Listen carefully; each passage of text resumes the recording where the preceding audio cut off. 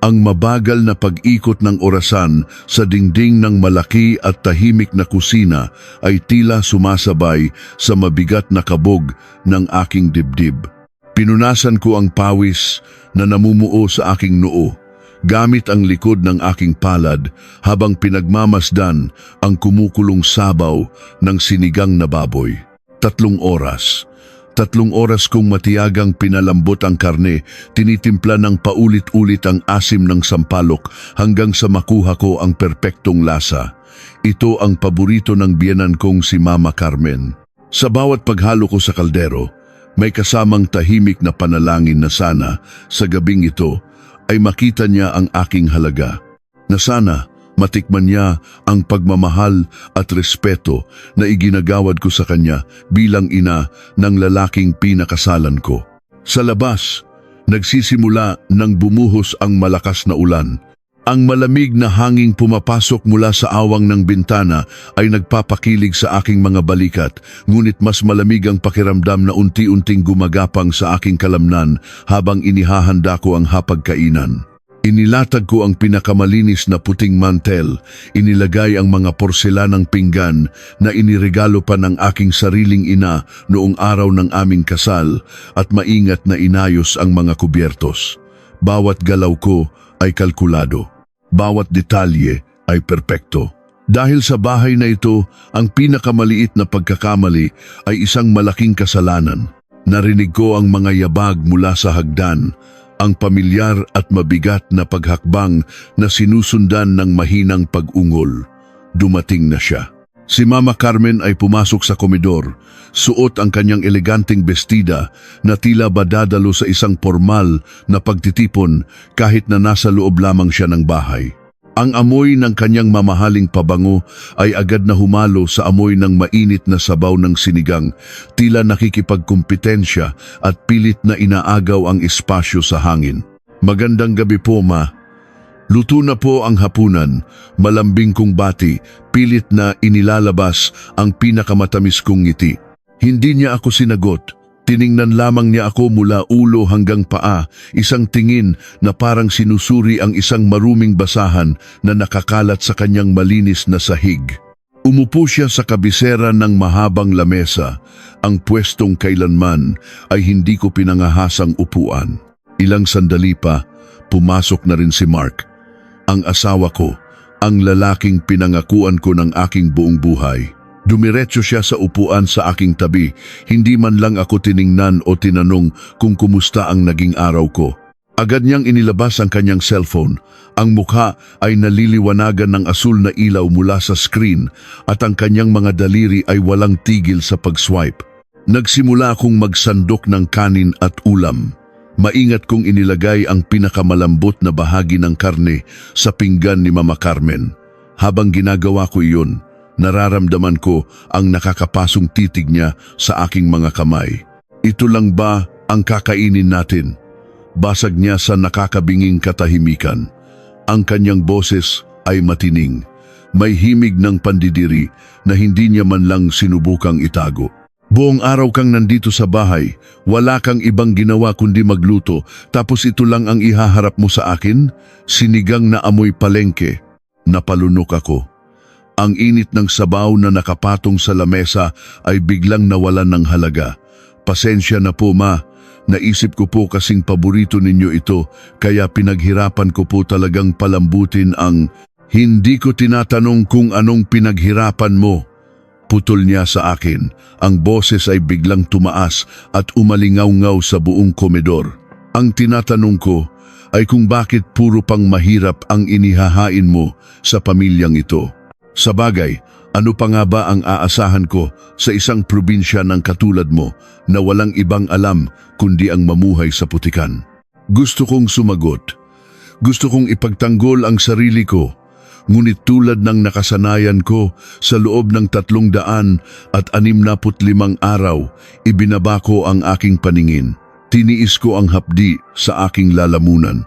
Lumingon ako kay Mark, naghahanap ng kakampi, naghihintay na ibukan niya ang kanyang bibig upang ipagtanggol ang asawa niyang walang ibang ginawa kundi ang pagsilbihan sila. Ngunit tahimik lang si Mark.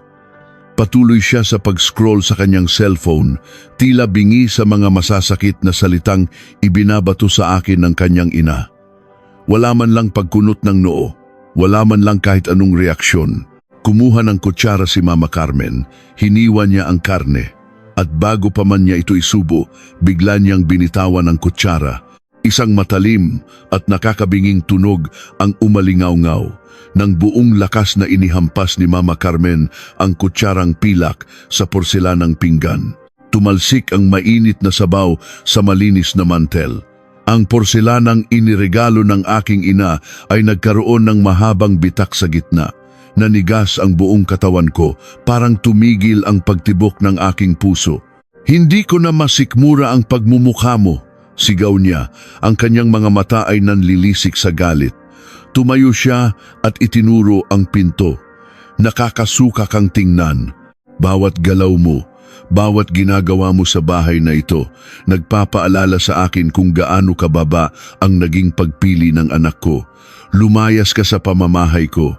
Ngayon din, ang mga salitang iyon ay parang mga balang sunod-sunod na tumagos sa aking dibdib. Lumayas sa pamamahay niya. Nanginginig ang aking mga kamay na nakapatong sa aking hita. Dahan-dahan kong inangat ang aking paningin at tumingin kay Mark. Ang aking mga mata ay nagmamakaawa. Wala akong ibang gustong marinig kundi ang boses niya. Kailangan ko siya ngayon. Kailangan kong malaman na may halaga ako sa lalaking ito. "Mark." Mahinang tawag ko, ang boses ko ay halos isang bulong, basag at puno ng pagdurusa. "Wala ka bang sasabihin?" Napatigil ang hinlalaki ni Mark sa ibabaw ng kanyang cellphone. Mabigat siyang bumuntong hininga. Isang buntong hininga na pamilyar sa akin. Tunog ng isang taong naiinis dahil naabala ang kanyang kapayapaan. Inangat niya ang kanyang ulo. Ngunit sa halip na tumingin sa aking mga mata na puno ng luha, tumingin siya sa pader sa aking likuran. "Hayaan mo na si Mama." "Andrea," malamig at walang emosyon niyang sagot. "Alam mo namang mabilis uminit ang ulo niyan at may sakit sa puso. Umuwi ka muna sa inyo ngayong gabi. Magpalipas ka muna doon para tumahimik na rito. Intindihin mo na lang. Intindihin mo na lang." Sa sandaling iyon, ang lahat ng pagmamahal, lahat ng pag-asa, at lahat ng pagtitiis na inipon ko sa loob ng 1 taon ay gumuho na parang kastilyong buhangin na hinampas ng malaking alon. Hindi niya ako ipinagtanggol. Hinayaan niya akong itaboy ng kanyang ina sa gitna ng malakas na ulan. Mas pinili niya ang pekeng katahimikan kaysa sa asawa niyang nadudurog sa kanyang harapan.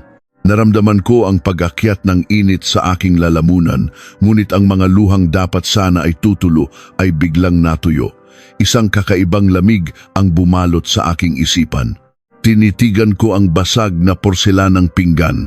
Tinitigan ko ang bahay na ito. Ang mga mamahaling kasangkapan, ang matataas na kisame, ang malalaking bintana. Nakakatawa. Ang bahay na pinapalayas nila sa akin ay hindi sa kanila.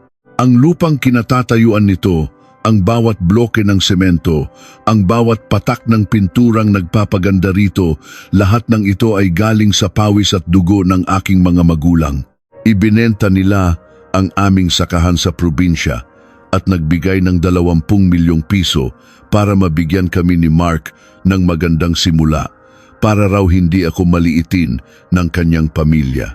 At ngayon heto ako, pinalalayas na parang isang hampas lupang nakituloy lamang. Tumayo ako. Ang tunog ng pag-urong ng aking silya sa sahig ay pumunit sa katahimikan ng komedor. Naramdaman ko ang pagtataka sa mga mata ni Mama Carmen. Marahil ay hinihintay niyang umiyak ako, lumuhod, at magmakaawa na huwag niya akong palayasin. Iyon ang nakasanayan niya. Ang makitang nagkakandara pa ang mga tao sa kanyang paanan para humingi ng limos ng awa. Ngunit hindi ako umiyak. Hindi ako nagmakaawa. Wala akong sinabi kahit isang salita. Tinalikuran ko sila at mabigat, ngunit matatag ang bawat hakbang ko paakyat sa hagdan. Naririnig ko ang boses ni Mama Carmen sa ibaba na sumisigaw, nagrereklamo kay Mark kung gaano ako kawalang modo dahil tinalikuran ko siya at ang pabulong na pagpapatahan ni Mark sa kanyang ina. Pumasok ako sa aming kwarto at nilak ang pinto. Dumiretso ako sa gilid ng higaan at lumuhod sa harap ng maliit na kaha de yero. Nanginginig ang aking mga daliri habang pinipindot ang password. Pagbukas ng makapal na bakal, agad kong hinablot ang isang asul na folder na nakatago sa pinakailalim. Niyakap ko ang folder sa aking dibdib at napaupo sa malamig na sahig. Ito ang titulo ng lupa at bahay. Nakapangalan sa aming mag-asawa, ngunit nasa loob din nito ang lahat ng resibo at katibayan kung saan nanggaling ang perang ibinayad. Sa gitna ng panginginig ng aking buong katawan, kinuha ko ang aking cellphone. Malabo ang paningin ko, ngunit kabisado ko ang numerong iyon. Tinawagan ko ang aking ina. 3 ring. "Andrea, anak, napatawag ka ng ganitong oras?" Ang boses ni Mama Rosa ay puno ng pag-aalala. Sa loob ng 1 taon kong pagsasama kay Mark, kailanman ay hindi ako nagreklamo o humingi ng tulong. Laging maayos ang lahat, ang isinasagot ko sa kanya. "Ma," tuluyan nang gumaralgal ang boses ko. Ang pader na ginawa ko upang maging matapang ay tuluyang gumuho pagkarinig ko sa boses ng aking ina.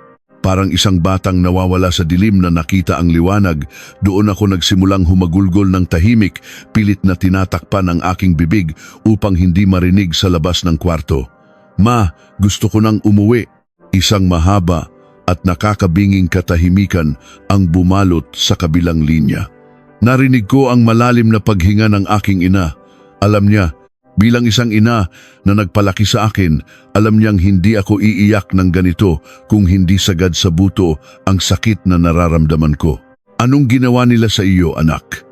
Ang kanyang boses ngayon ay mababa, napakalamig, ngunit nararamdaman ko ang nagbabagang apoy ng isang inang handang sunugin ang mundo para sa kanyang anak. Ibinuhos ko ang lahat. Ikinwento ko ang paghampas ng pinggan, ang malamig na panlalait ni Mama Carmen, ang pagpapalayas sa akin sa gitna ng hapunan, at ang kawalang kwenta ng lalaking ipinagkatiwalaan niya ng aking buhay. Habang nagsasalita ako, nararamdaman ko ang unti-unting pagkawala ng takot ko at ang pag-usbong ng isang malalim na puot. "Nasaan ang titulo ng bahay, Andrea?" Biglang tanong ni Mama Rosa. Walang bakas ng luha sa kanyang boses, tanging matigas at malupit na determinasyon. "Hawak ko po, Ma." Niyakap ko. "Makinig kang mabuti sa akin, anak." Madiin na utos ng aking ina, bawat salita ay tila inukit sa bato. "Huwag na huwag kang aalis sa bahay na iyan ngayong gabi. Ikulong mo ang sarili mo sa kwarto. Hayaan mo silang mag-isip na nanalo sila. Hayaan mong isipin ng mapagmataas mong biyenan na nadurog ka na niya. Bukas na bukas din ng 8:00 ng umaga. Pupunta ako riyan. Walang aagaw sa kung ano ang nararapat sa iyo.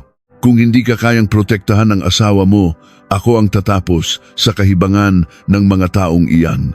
Ibinaba niya ang tawag. Napapikit ako at huminga ng malalim.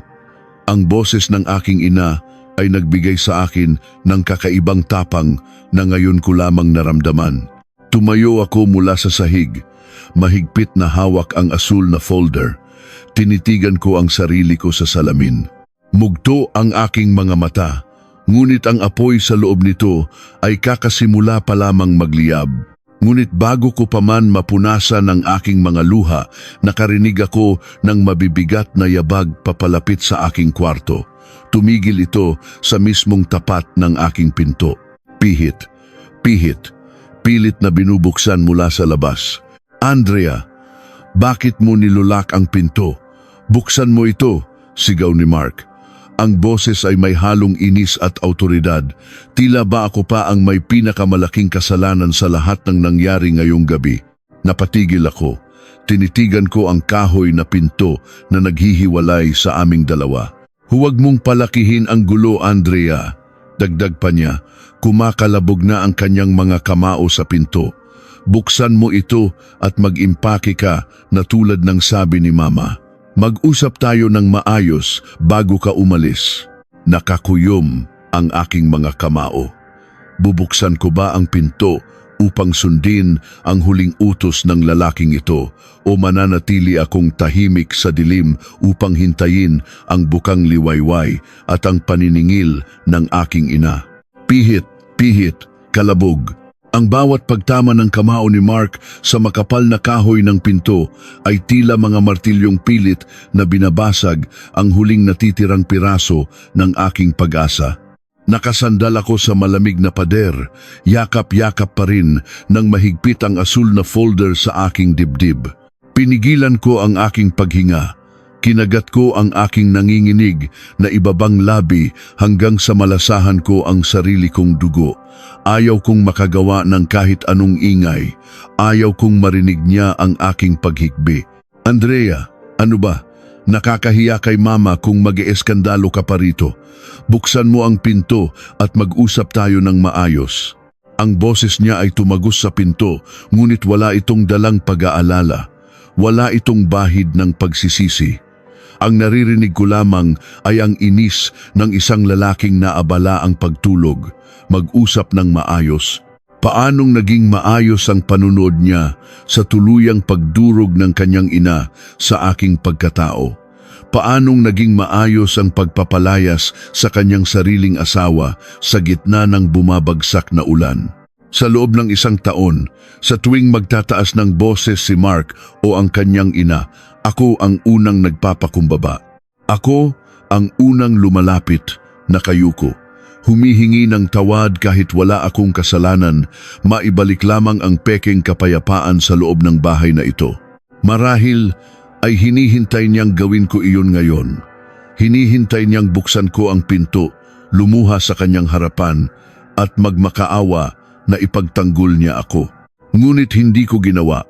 Nanatili akong nakapako sa malamig na sahig. Narinig ko ang isang malalim na pagbuntong hininga mula sa labas, isang tunog ng pagsuko na hindi man lang lumaban. Bahala ka sa buhay mo, malamig at matigas na sabi ni Mark. Kung gusto mong magmatigas, bahala ka. Doon muna ako sa kabilang kwarto matutulog. Siguraduhin mo lang na pag-alis mo bukas ng umaga, huwag ka nang gagawa ng ingay para hindi na ma-stress si Mama. Utang na loob, Andrea, huwag mo nang palakihin ang gulo. Kasunod nito ay ang unti-unting paghina ng kanyang mga yabag palayo sa aming kwarto. Wala man lang pagpupumilit, wala man lang ikalawang pagkatok. Sa sandaling iyon, kasabay ng pagkawala ng tunog ng kanyang mga hakbang, naramdaman ko ang tuluyang pagkaputol ng sinulid na nag-uugnay sa aming dalawa. Ang lalaking pinangakuan kong sasamahan sa hirap at ginhawa, ang lalaking sumumpa sa harap ng Diyos na proprotektahan ako laban sa sinuman, ay sumuko matapos lamang ang 2 katok. Mas mahalaga pa sa kanya ang kanyang tulog at ang kapritso ng kanyang ina kaysa sa asawang pinapalayas ng walang kalaban-laban. Hindi ako natulog ng buong gabi. Ang ulan sa labas ay patuloy sa walang awang paghampas sa salamin ng bintana. Tinitigan ko ang kisame sa gitna ng dilim. Bawat patak ng ulan ay tila naghuhugas sa mga piring sa aking mga mata. Nag-umpisang mag-replay sa aking isipan ang lahat ng mga alaala. Naalala ko ang araw ng aming kasal, ang nagniningning na mga mata ng aking ina at ang tahimik ngunit matibay na ngiti ng aking ama habang inihahatid nila ako sa altar.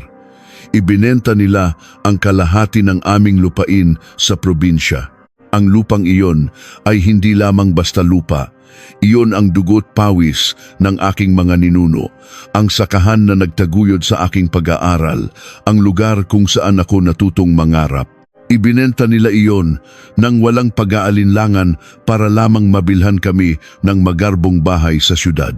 Para hindi ka maliitin ng mga in-laws mo, anak, iyon ang eksaktong sinabi ni Papa Arturo habang inaabot sa akin ang asul na folder na hawak ko ngayon. Ang kanyang mga kamay ay magaspang, puno ng kalyo, mula sa pagbubungkal ng lupa, ngunit ang kanyang pagmamahal ay mas dalisay pa sa kahit anong ginto. May sarili kang dangal, may pamilya kang uuwian. Ngunit ano ang ginawa ko?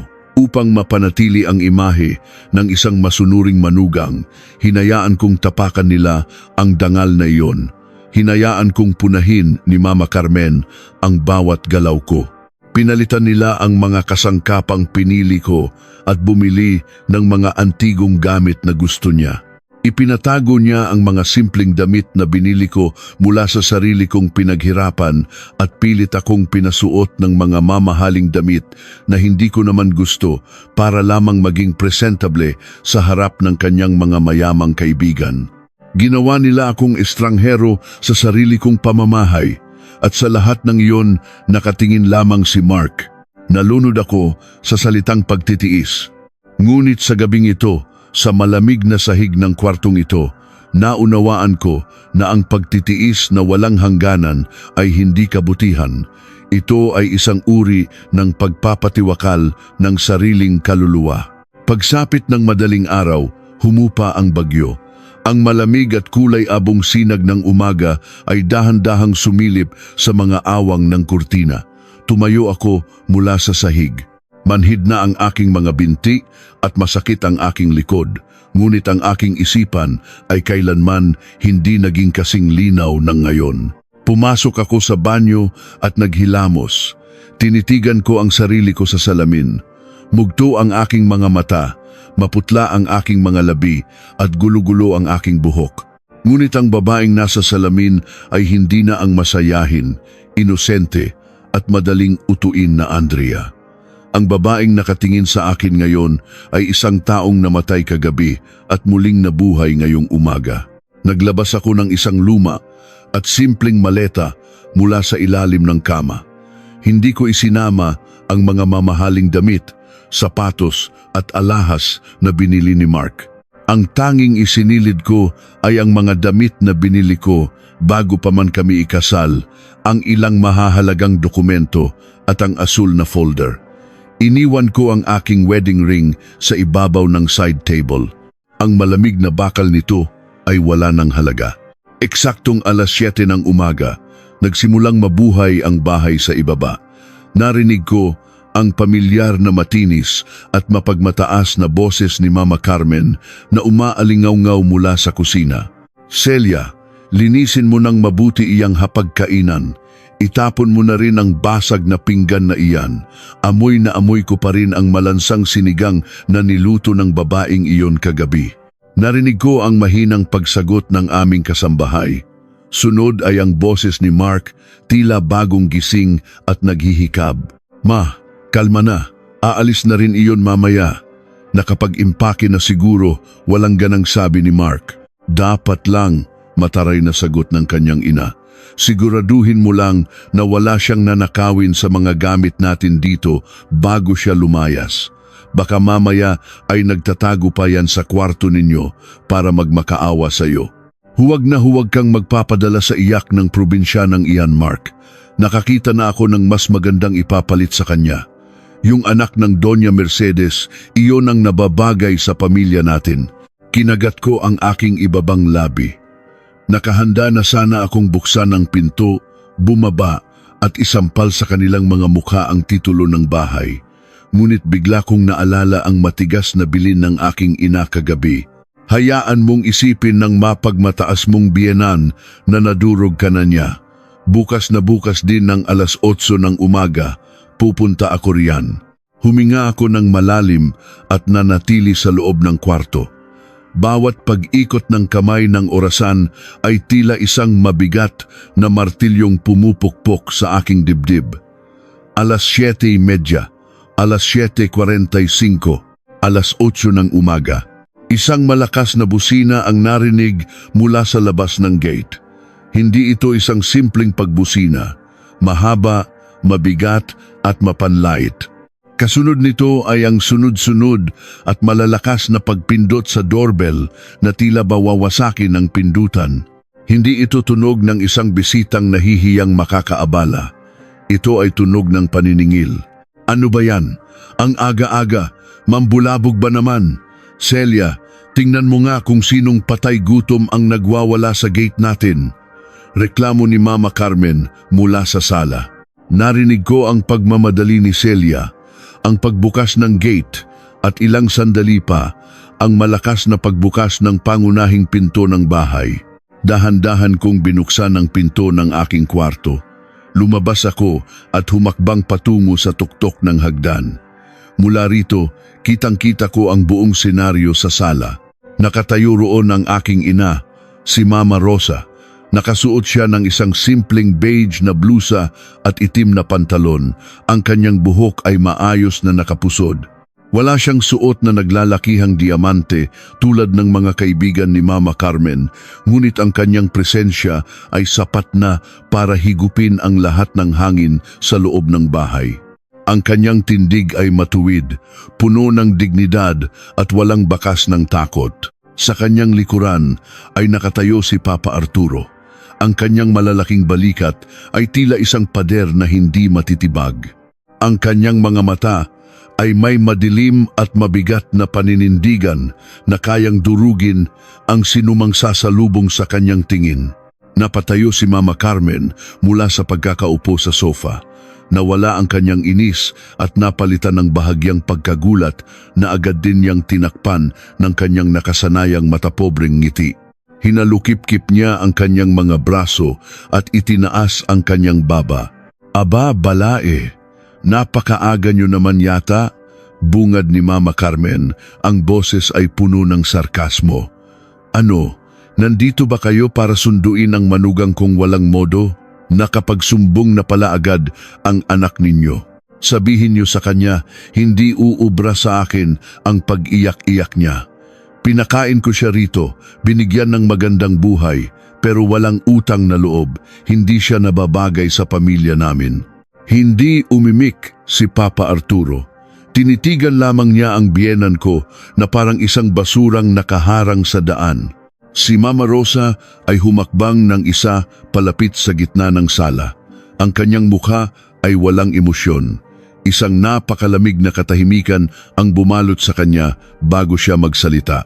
"Hindi kami nandito para makipag-usap ng maayos sa iyo, Carmen," malamig na tugon ng aking ina. Bawat salita ay malinaw at matalas na parang punyal na tumatarak sa lalamunan. "Nandito kami para kunin ang anak ko. At higit sa lahat, nandito kami para bawiin ang pag-aari namin." Saktong pagbitaw ni Mama Rosa ng mga salitang iyon, lumabas si Mark mula sa kusina, may hawak pang tasa ng kape. Nang makita niya ang aking mga magulang sa sala, napatigil siya. Namutla ang kanyang mukha at mabilis niyang ibinaba ang tasa sa pinakamalapit na lamesa. "Ma, Pa, ano pong ginagawa ninyo rito?" Nauutal na tanong ni Mark. Ang kanyang yabang ay tuluyan nang naglaho at napalitan ng panginginig. Lumingon si Mama Rosa kay Mark. Ang tingin ng aking ina ay tila naghubad sa lahat ng pagpapanggap ng aking asawa. "Huwag mo akong tawaging Mama, Mark. Nawalan ka ng karapatang tawagin akong ina noong pinanood mong itaboy ng nanay mo ang anak ko na parang asong gala sa mismong bahay na binili ko para sa inyo." "Anong binili?" Biglang sumingit si Mama Carmen. Medyo tumaas na ang boses, ngunit may bahid na ng kaba. "Wala kayong inambag sa bahay na ito, nakapangalan ito sa anak ko. Asawa niya si Andrea, kaya pag-aari rin ni Mark ang pamamahay na ito." Isang mapaklang ngiti ang sumilay sa mga labi ng aking ina. Ibinagsak niya ang isang makapal na brown envelope sa ibabaw ng mamahaling glass table ni Mama Carmen. Ang tunog niyon ay parang isang sampal. Nakapangalan man iyan sa kanila na sa akin ang resibo ng bank transfer at ang katibayan na ako ang nagbayad ng 20 milyong piso, walang panginginig na pahayag ni Mama Rosa. "Ngayong araw na ito, ibebenta ko ang bahay. May ahente ng parating. Kaya, Carmen, bigyan ko kayo hanggang mamayang gabi para mag-empake at lumayas." Nanlaki ang mga mata ni Mama Carmen. "H, hindi mo pwedeng gawin ito. Sa batas, may karapatan ang anak ko." "Karapatan? Pagputol ng aking ina, ang boses ay biglang lumakas at dumagundong sa buong kabahayan. Tiningnan niya si Mark mula ulo hanggang paa nang may matinding pandidiri. Bago mo ipaglaban ang karapatan ng magaling mong anak, Carmen, baka gusto mo muna siyang tanungin kung sino ang babaeng at ang batang lalaki na lihim niyang pinupuntahan tuwing weekend gamit ang perang ninanakaw niya mula sa bank account ng anak ko. Lihim? Anong lihim ang sinasabi mo? Ang matinis na boses ni Mama Carmen ay biglang nanginig.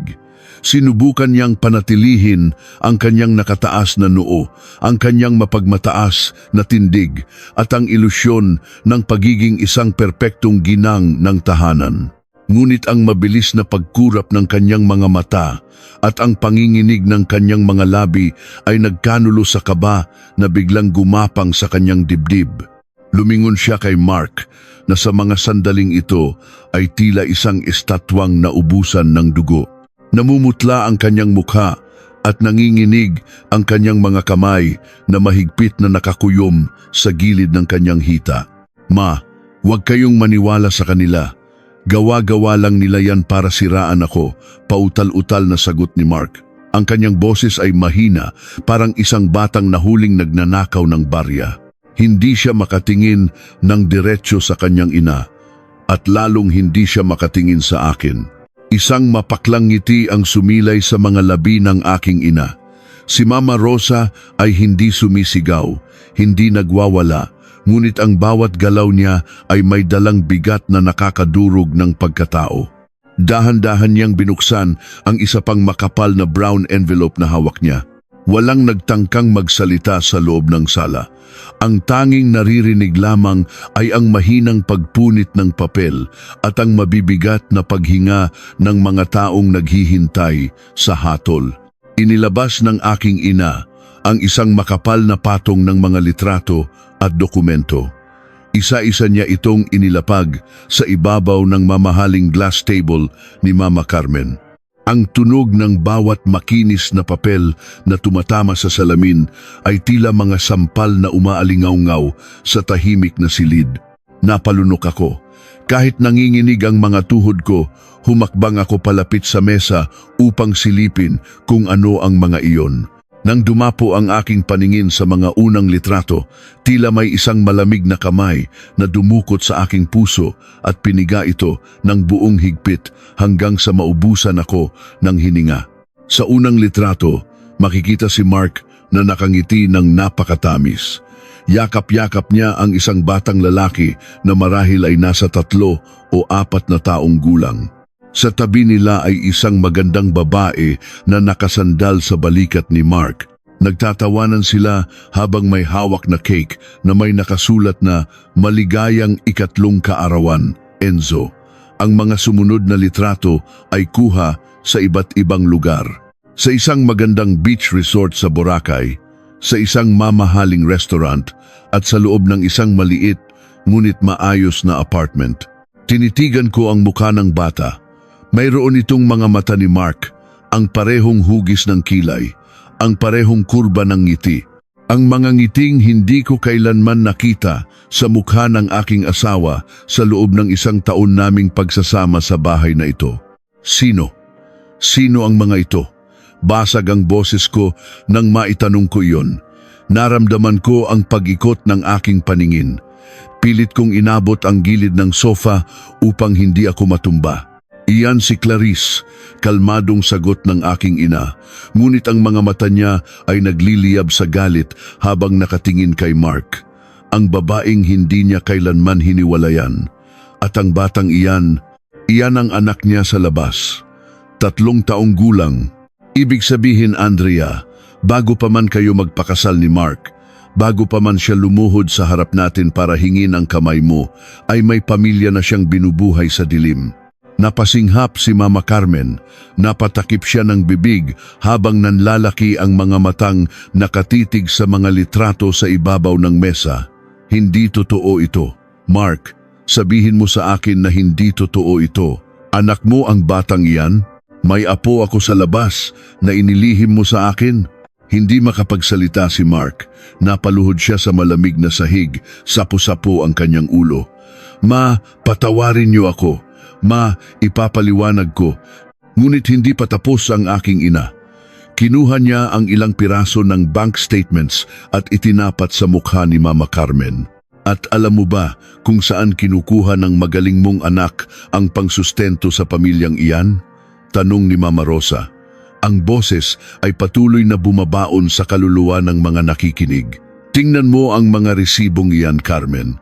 Basahin mo. Buwan-buwan, nagtatransfer ang anak mo ng 50,000 piso sa bank account ng babaeng iyan. At saan galing ang pera? Mula sa joint account nila ni Andrea. Pera ng anak ko. Pera na kinita ni Andrea mula sa pagiging online freelancer niya na pilit mong minamaliit at tinatawag na trabahong pangtamad. Parang isang bombang sumabog sa aking isipan ang mga sinabi ni Mama. Ang lahat ng mga piraso ng puzzle na hindi ko maintindihan noong nakaraang taon ay biglang nabuo ng napakalinaw.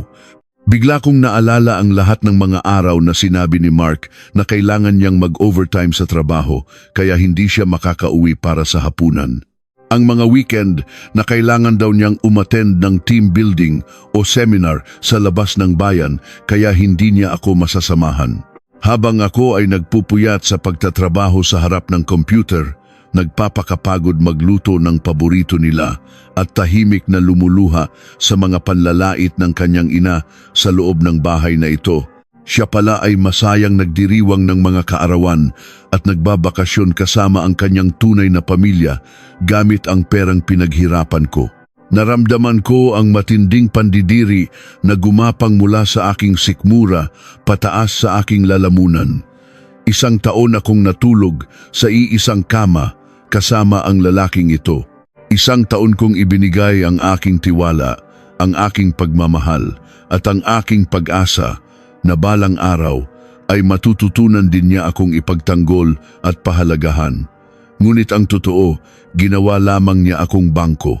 Ginawa niya akong panangga para itago ang kanyang mga kasalanan at ginamit niya ang yaman ng aking pamilya para mabigyan ng marangyang buhay ang kanyang mapagmataas na nanay at ang kanyang lihim na kabit. Hayop ka, pabulong na lumabas ang mga salitang iyon sa aking bibig, ngunit sapat ang lakas para marinig sa buong sala. Dahan-dahan akong naglakad palapit kay Mark nang iangat niya ang kanyang mukha na puno ng peke at makaawang luha. Hindi na ako nagdalawang isip. Inipon ko ang lahat ng sakit, ang lahat ng luha na pinigilan ko kagabi, ang lahat ng pang-aabuso na tiniis ko sa loob ng 365 araw. Pak! Isang napakalakas na sampal ang pinakawalan ko. Umalingaw-ngaw iyon sa buong bahay na tila isang putok ng baril. Namula ang kanyang pisngi at napatabingi ang kanyang mukha dahil sa lakas ng aking paghampas. Naramdaman ko ang pamamanhid ng aking palad, ngunit wala akong naramdamang awa. Ang tanging naramdaman ko ay ang paglaya mula sa mga kadenang iginapos ko sa aking sarili. Ang kapal ng mukha mo, sigaw ko. Tuluyan nang gumuho ang mga pader na nagkukulong sa aking emosyon. Ang mga luha ko ay tuloy-tuloy sa pag-agos, hindi luhang nagmamakaawa, kundi luhang naglalabas ng matinding puot. Habang pinapalayas ako ng nanay mo kagabi sa gitna ng ulan, nasaan ka? Nasa kwarto, nag-i-scroll sa cellphone mo. Kausap mo ba siya? Kausap mo ba ang babae mo habang pinapanood mo akong mamatay sa sakit sa harap ninyo? Andrea, maawa ka. Hindi ko ginustong saktan ka. Umiiyak na pagmamakaawa ni Mark. Gumapang siya palapit sa akin at pilit na hinawakan ang laylayan ng aking damit. Mahal kita, Andrea. Patawarin mo ako. Nagkamali lang ako. Sinipa ko ang kanyang kamay. Nandidiri akong madikitan niya. Huwag mong gamitin ang salitang mahal sa akin. Ginamit mo ako. Ninakawan mo ako. Ibinenta ng mga magulang ko ang lupa namin para lang mabigyan ka ng magandang bahay, tapos ito ang isusukli mo? Bumagsak sa sofa si Mama Carmen. Namumutla, nakahawak sa kanyang dibdib, hirap na hirap huminga. Ang kanyang pangarap na magkaroon ng perpektong anak ng perpektong buhay na maipagmamayabang niya sa kanyang mga mayamang amigas ay tuluyang nadurog sa kanyang harapan.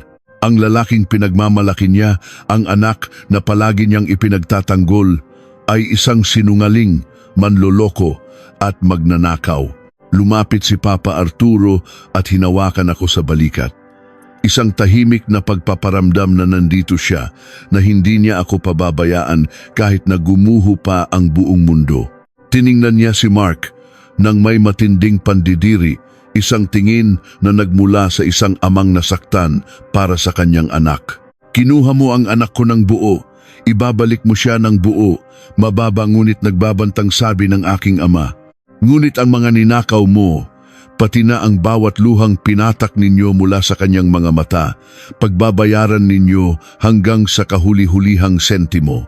Akmang magsasalita pa si Mark upang magmakaawa muli, nang biglang tumunog muli ang doorbell. 3 sunod-sunod na matutulis at mahahabang tunog na tila nagmamadali, lumingon ang aking ina sa pintuan. Isang napakalamig at kalkoniti ang muling gumuhit sa kanyang mga labi. Tumingin siya kay Mark na ngayon ay nanginginig na sa takot sa sahig at pagkatapos ay kay Mama Carmen na hindi pa rin makapagsalita sa tindi ng pagkabigla. Buksan mo ang gate, Celia, utos ng aking ina sa nakatulalang kasambahay na kanina pa nakatayo sa gilid ng hagdan. Binaling muli ni Mama Rosa ang tingin sa aking biyenan. Nandito na ang ahente at isinama niya ang taong nakabili agad ng bahay na ito kagabi pa lamang. Gusto kong makilala ninyo ng personal kung kanino ninyo ililipat ang mga gamit ninyo bago kayo tuluyang lumayas. Bumukas ang malaking pinto na gawa sa mahogani. Ang inaasahan kong papasok ay isang ordinaryong negosyante o isang mayamang pamilya na naghahanap ng bagong lilipatan. Ngunit nang makita ko ang mukha ng unang lalaking humakbang papasok, naramdaman ko ang biglang paglamig ng hangin sa paligid.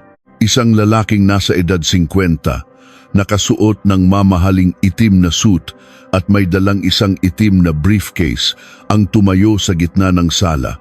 Sa likuran niya ay 2 matitipunong lalaki na mukhang mga pribadong gwardya. Nang mag-angat ng tingin si Mark at makita ang mukha ng lalaki, tila siya nakakita ng multo na susundo sa kanya mula sa impyerno. Napatakip siya ng bibig at umatras palayo, nanlalaki ang mga mata sa matinding takot at gulat na hindi maipaliwanag. May Mr. Tuazon, nangangatal na usal ni Mark, halos hindi makahinga, tila nakalimutan na ang pangalan ng kanyang sariling ina. Ngumiti ang lalaki, ngunit ang kanyang mga mata ay walang buhay at naglalaman lamang ng purong puot. Magandang umaga, Mark. Matagal-tagal din kitang hinanap. Malamig na bati ni Mr. Tuazon. Handa na ba ang mga gamit mo? Dahil mayroon tayong malaking problema na kailangang ayusin bago ka umalis. 30 milyong piso. Ang mga salitang iyon mula kay Mr. Tuazon ay binitawan ng napakahina, napakalamig, ngunit ang epekto nito sa loob ng sala ay tila isang malakas na kulog na yumanig sa mismong pundasyon ng bahay. Ang halagang iyon ay umalingaw-ngaw sa bawat sulok, bumibingi sa sinumang makarinig. Nanlaki ang mga mata ni Mama Carmen. Ang kanyang mapagmataas na tindig, ang kanyang nakataas na baba, at ang kanyang ilusyon ng karangyaan ay tuluyang gumuho sa isang iglap. Nawalan ng lakas ang kanyang mga tuhod. Napasubsob siya sa malamig na sahig na gawa sa marmol. Ang kanyang mga nanginginig na kamay ay mahigpit na nakahawak sa kanyang dibdib na tila kinakapos ng hininga. Ang kanyang mamahaling bestida ay kumuskos sa sahig na wala ng anumang bakas ng pagiging kagalang-galang. 30 milyon? Mark, anak, nanginginig na tawag ni Mama Carmen. Ang boses niya ay hindi na matinis at mapanlait. Ito ay naging boses ng isang inang pilit na kumakapit sa huling hibla ng pag-asa, puno ng desperasyon at takot. Sabihin mo sa akin na nagsisinungaling ang taong ito. Sabihin mo sa akin, Mark, sabihin mo sa nanay mo na hindi ka magnanakaw. Pinalaki kita ng maayos. Ngunit walang salitang lumabas sa bibig ni Mark. Nakaluhod lamang siya sa sahig, nakayuko hanggang sa dumikit ang kanyang noo sa malamig na marmol. Walang tigil ang pag-agos ng kanyang mga luha na humahalo sa kanyang pawis. Ang kanyang katawan ay nanginginig na parang isang basang sisiw na inabot ng bagyo. Ang lalaking dati napakagaling magtago ng kanyang mga kasalanan, ang lalaking kayang manood habang tinatapakan ng kanyang ina ang aking pagkatao kagabi, ay isa na lamang duwag na walang matakbuhan. Wala siyang lakas ng loob na ipagtanggol ang kanyang sarili dahil alam niyang bawat salitang binitawan ni Mr. Tuazon ay purong katotohanan. Ngumiti si Mr. Tuazon, isang ngiting hindi umaabot sa kanyang mga mata. Lumapit siya kay Mark at tiningnan ito mula ulo hanggang paa, puno ng matinding pandidiri na tila nakatingin sa isang nakakadiring insekto. Akala mo ba hindi ko malalaman, Mark? Akala mo ba mapagtatakpan mo ng habang buhay ang paglilipat ng pondo ng kumpanya papunta sa mga peking bank accounts mo? Matigas at malamig na pahayag ni Mr. Tuazon. Bawat hakbang niya palapit kay Mark ay nagdadala ng matinding kaba sa buong silid. Ninakawan mo ang kumpanyang nagbigay sa iyo ng trabaho para lang tustusan ang pagiging sugar daddy mo sa babae mo at higit sa lahat para itapon ang pera sa mga lamesa ng kasino. Nang malaman ko ang lahat ng kababuyan mo, handa na sana akong magpadala ng mga pulis para damputin ka at ipakaladkad palabas ng bahay na ito. Ngunit kagabi, nakatanggap ako ng isang napakahalagang tawag mula kay Madam Rosa. Napatingin ako sa aking ina. Si Mama Rosa ay nananatiling kalmado. Nakatayo siya ng tuwid. Ang kanyang mga mata ay tahimik na pinapanood ang tuluyang pagbagsak ng mga taong sumira at nagpababa sa aking pagkatao. Walang kahit anong emosyon sa kanyang mukha, walang awa, walang pagmamayabang, tanging isang malamig na hustisya. Kagabi, nang malaman ko ang lahat ng panlolokong ginagawa mo sa anak ko, panimula ng aking ina, ang boses ay tila yelo na tumutusok sa balat ng aking asawa at biyenan. Hindi ako umiyak, hindi ako nagwala. Gumamit ako ng ilang koneksyon para paimbestigahan ang buong buhay mo, Mark. At doon ko natuklasan ang lahat ng dumi na itinatago mo sa likod ng iyong malinis na polo at peking ngiti. Kinontak ko agad si Mr. Tuazon. Ibinenta ko sa kanya ang bahay na ito sa mas mababang halaga. Umawang ang aking mga labi. Tinitigan ko ang aking ina nang may matinding paghanga. Hindi ko lubos akalain na sa loob lamang ng isang gabi, habang ako ay umiiyak at nagdurusa sa malamig na sahig ng aking kwarto, nagawa ng aking ina na buuin ang isang perpekto at nakakamatay na plano upang durugin ang mga taong umabuso sa akin. Hindi lamang niya binawi ang bahay, ginamit niya ito bilang isang sandata. Ito ang lakas ng isang inang nagmamahal, isang puwersang hindi kailanman kayang tapatan ng huwad na kayabangan ni Mama Carmen. Una, ginawa ko iyon para mabilis ninyong lisanin ang pamamahay na ito. Patuloy ni Mama Rosa, humakbang papalapit kay Mama Carmen. Pangalawa, para siya mismo ang sumingil sa mga utang mo.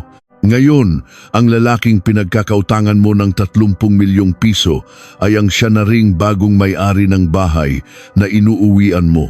Kaya Carmen, Mark, wala na kayong karapatang manatili rito kahit isang minuto pa. Lumayas kayo. Balae, parang awa mo na, hiyaw ni Mama Carmen. Ang boses niya ay naputol sa matinding paghikbi. Gumapang siya sa sahig palapit sa aking ina at sinubukang hawakan ang mga paa nito. Ang babaeng walang ginawa kundi maliitin ako, ang babaeng tinawag akong probinsyanang walang modo at amoy palengke, ay ngayon umiiyak at nagmamakaawa sa paanan ng aking pamilya. Nakita ko kung paano nawasak ang kanyang ego. Huwag ninyong hayaang makulong ang anak ko. Tulungan ninyo kami. Kukunin nila ang lahat sa amin. Andrea, manugang ko, parang awa mo na. Kausapin mo ang mga magulang mo. Pakiusapan mo si Mr. Tuazon. Babayaran namin ito. Babaguhin ni Mark ang sarili niya. Ibebenta ko ang lahat ng alahas ko. Huwag niyo lang kaming itaboy ng ganito. Bumaba ang tingin ko kay Mama Carmen. Nakaluhod siya sa harapan ko. Ang kanyang mga kamay ay pilit na inaabot ang laylayan ng aking damit. Tinitigan ko ang kanyang umiiyak na mukha. Hinanap ko sa aking puso ang kahit isang patak ng awa na palagi kong ibinibigay sa kanila noong nakaraang taon, ngunit wala akong nahanap. Kakaiba ang pakiramdam ng kalayaan. Kapag natuto ka ng pahalagahan ang iyong sarili, nawawalan ng puwang ang awa para sa mga taong walang ginawa kundi saktan ka. Ang tanging nakikita ko ngayon ay ang babaeng inihampas ang porselanang pinggan kagabi at walang awang pinalayas ako sa gitna ng bagyo. Wala na akong asawa, malamig kong sagot. Ang boses ko ay buo, matatag at walang kahit anong panginginig at lalong wala na akong biyenan. Kung paano ninyo ako itinaboy kagabi na parang isang hayop, ganoon din ang gagawin ko sa inyo ngayon. Hindi ko gagamitin ang yaman ng pamilya ko para magbayad sa mga kasalanang kayo mismo ang gumawa. Tumalikod ako. Hinawakan ni Papa Arturo ang aking kamay. Ang init ng kanyang palad ay nagbigay sa akin ng kakaibang kapayapaan na matagal ko nang hindi naramdaman. Habang naglalakad kami palayo patungo sa pintuan, biglang gumapang si Mark at inabot ang aking binti. Andrea, mahal kita. Patawarin mo ako, nagmamakaawa ako, huwag mo akong iwan sa ganitong sitwasyon. Hagulgol niya, pilit akong hinihila pabalik. Ang kanyang mukha ay basang-basa ng luha at uhog. Mamatay ako sa kulungan, Andrea. Asawa mo ako. Walang pag-aalinlangang sinipa ko ang kanyang kamay. Hindi kalakasan, ngunit sapat para mabitawan niya ako. Tinitigan ko siya sa huling pagkakataon mula sa itaas, tulad ng ginagawa nila sa akin noon.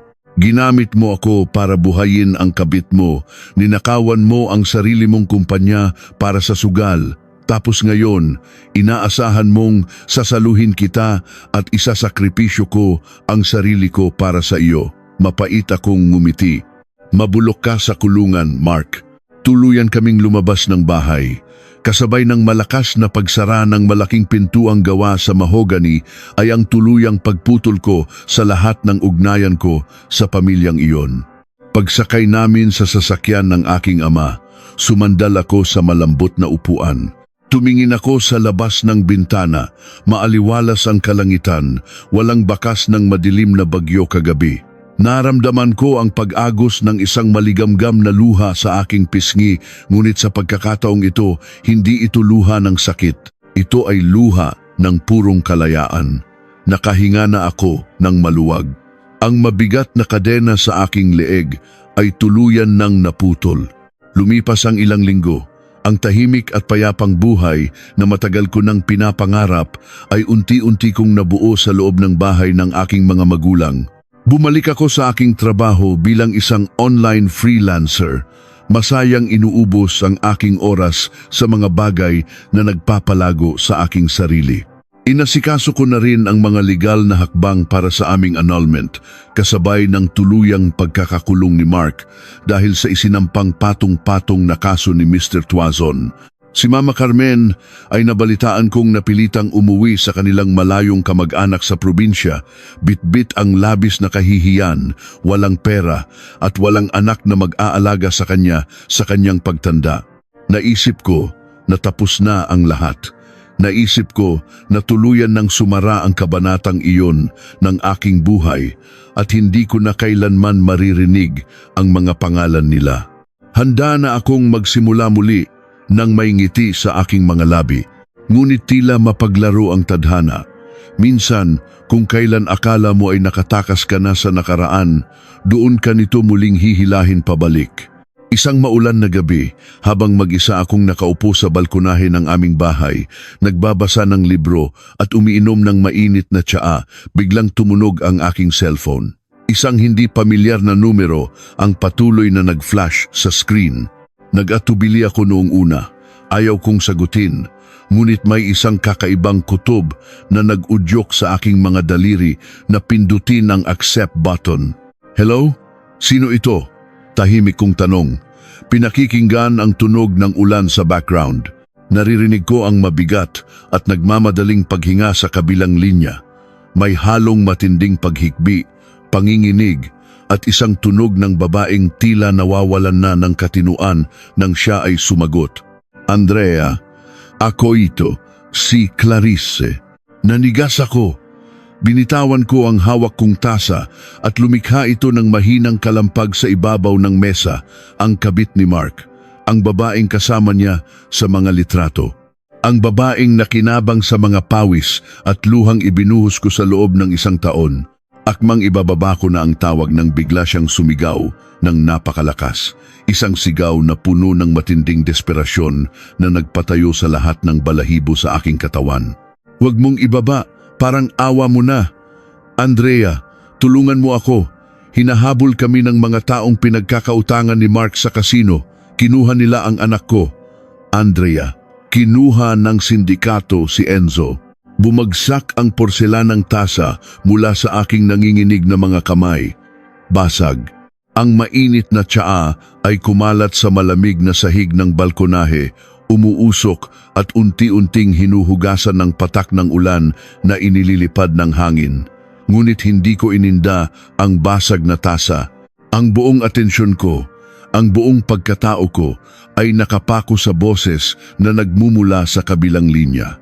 Clarice. Ang pangalan pa lamang niya ay sapat na upang ibalik ang lahat ng pait, ang lahat ng pandidiri at ang lahat ng malalalim na sugat na pinilit kong hilumin nitong mga nakaraang linggo. Siya ang babaeng nakangiti sa mga litrato habang yakap ang asawa ko. Siya ang babaeng nakinabang sa mga pawis at luhang ibinuhos ko sa loob ng 1 taon. At ngayon, siya ang nasa kabilang linya, umiiyak, humihikbi at nagmamakaawa sa akin na tila ba ako ang huling Diyos na maaari niyang kapitan. Bakit ka tumatawag sa akin? Ang boses ko ay mababa, napakalamig at walang anumang bakas ng awa. Sinikap kong patatagin ang aking sarili kahit na ang puso ko ay nag-uumpisa ng tumibok ng napakabilis, naghahalo ang galit at kaba. Wala tayong dapat pag-usapan, Clarice.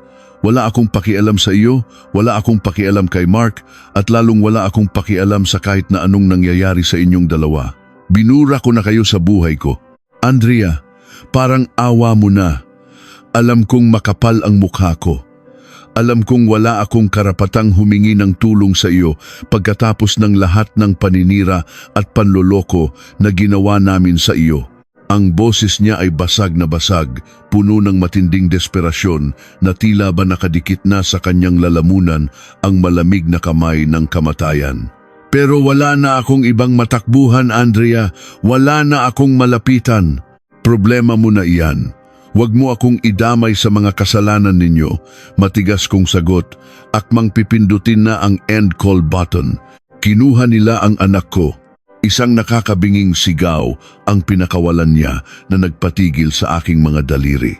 Isang malakas na kulog ang umalingaw-ngaw sa kalangitan, kasabay ng paglakas ng buhos ng ulan. Nanigas ang buong katawan ko. Ang imahe ng batang lalaki sa litrato, ang batang may inosenteng ngiti na kayakap kay Mark habang nagdiriwang ng kanyang 3 kaarawan ay mabilis na nag-flash sa aking isipan. Anong ibig mong sabihin? Nanginginig kong tanong. Pilit na itinataboy ang takot na unti-unting gumagapang sa aking dibdib. Nasa kulungan na si Mark. Inilit na ng bangko ang maliit na apartment namin dahil hindi na nahuhulugan.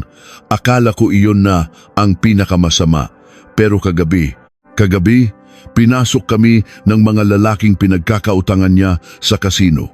Rinig na rinig ko ang paghagulgol niya, ang pag-agaw niya ng hininga sa bawat salitang binibitawan.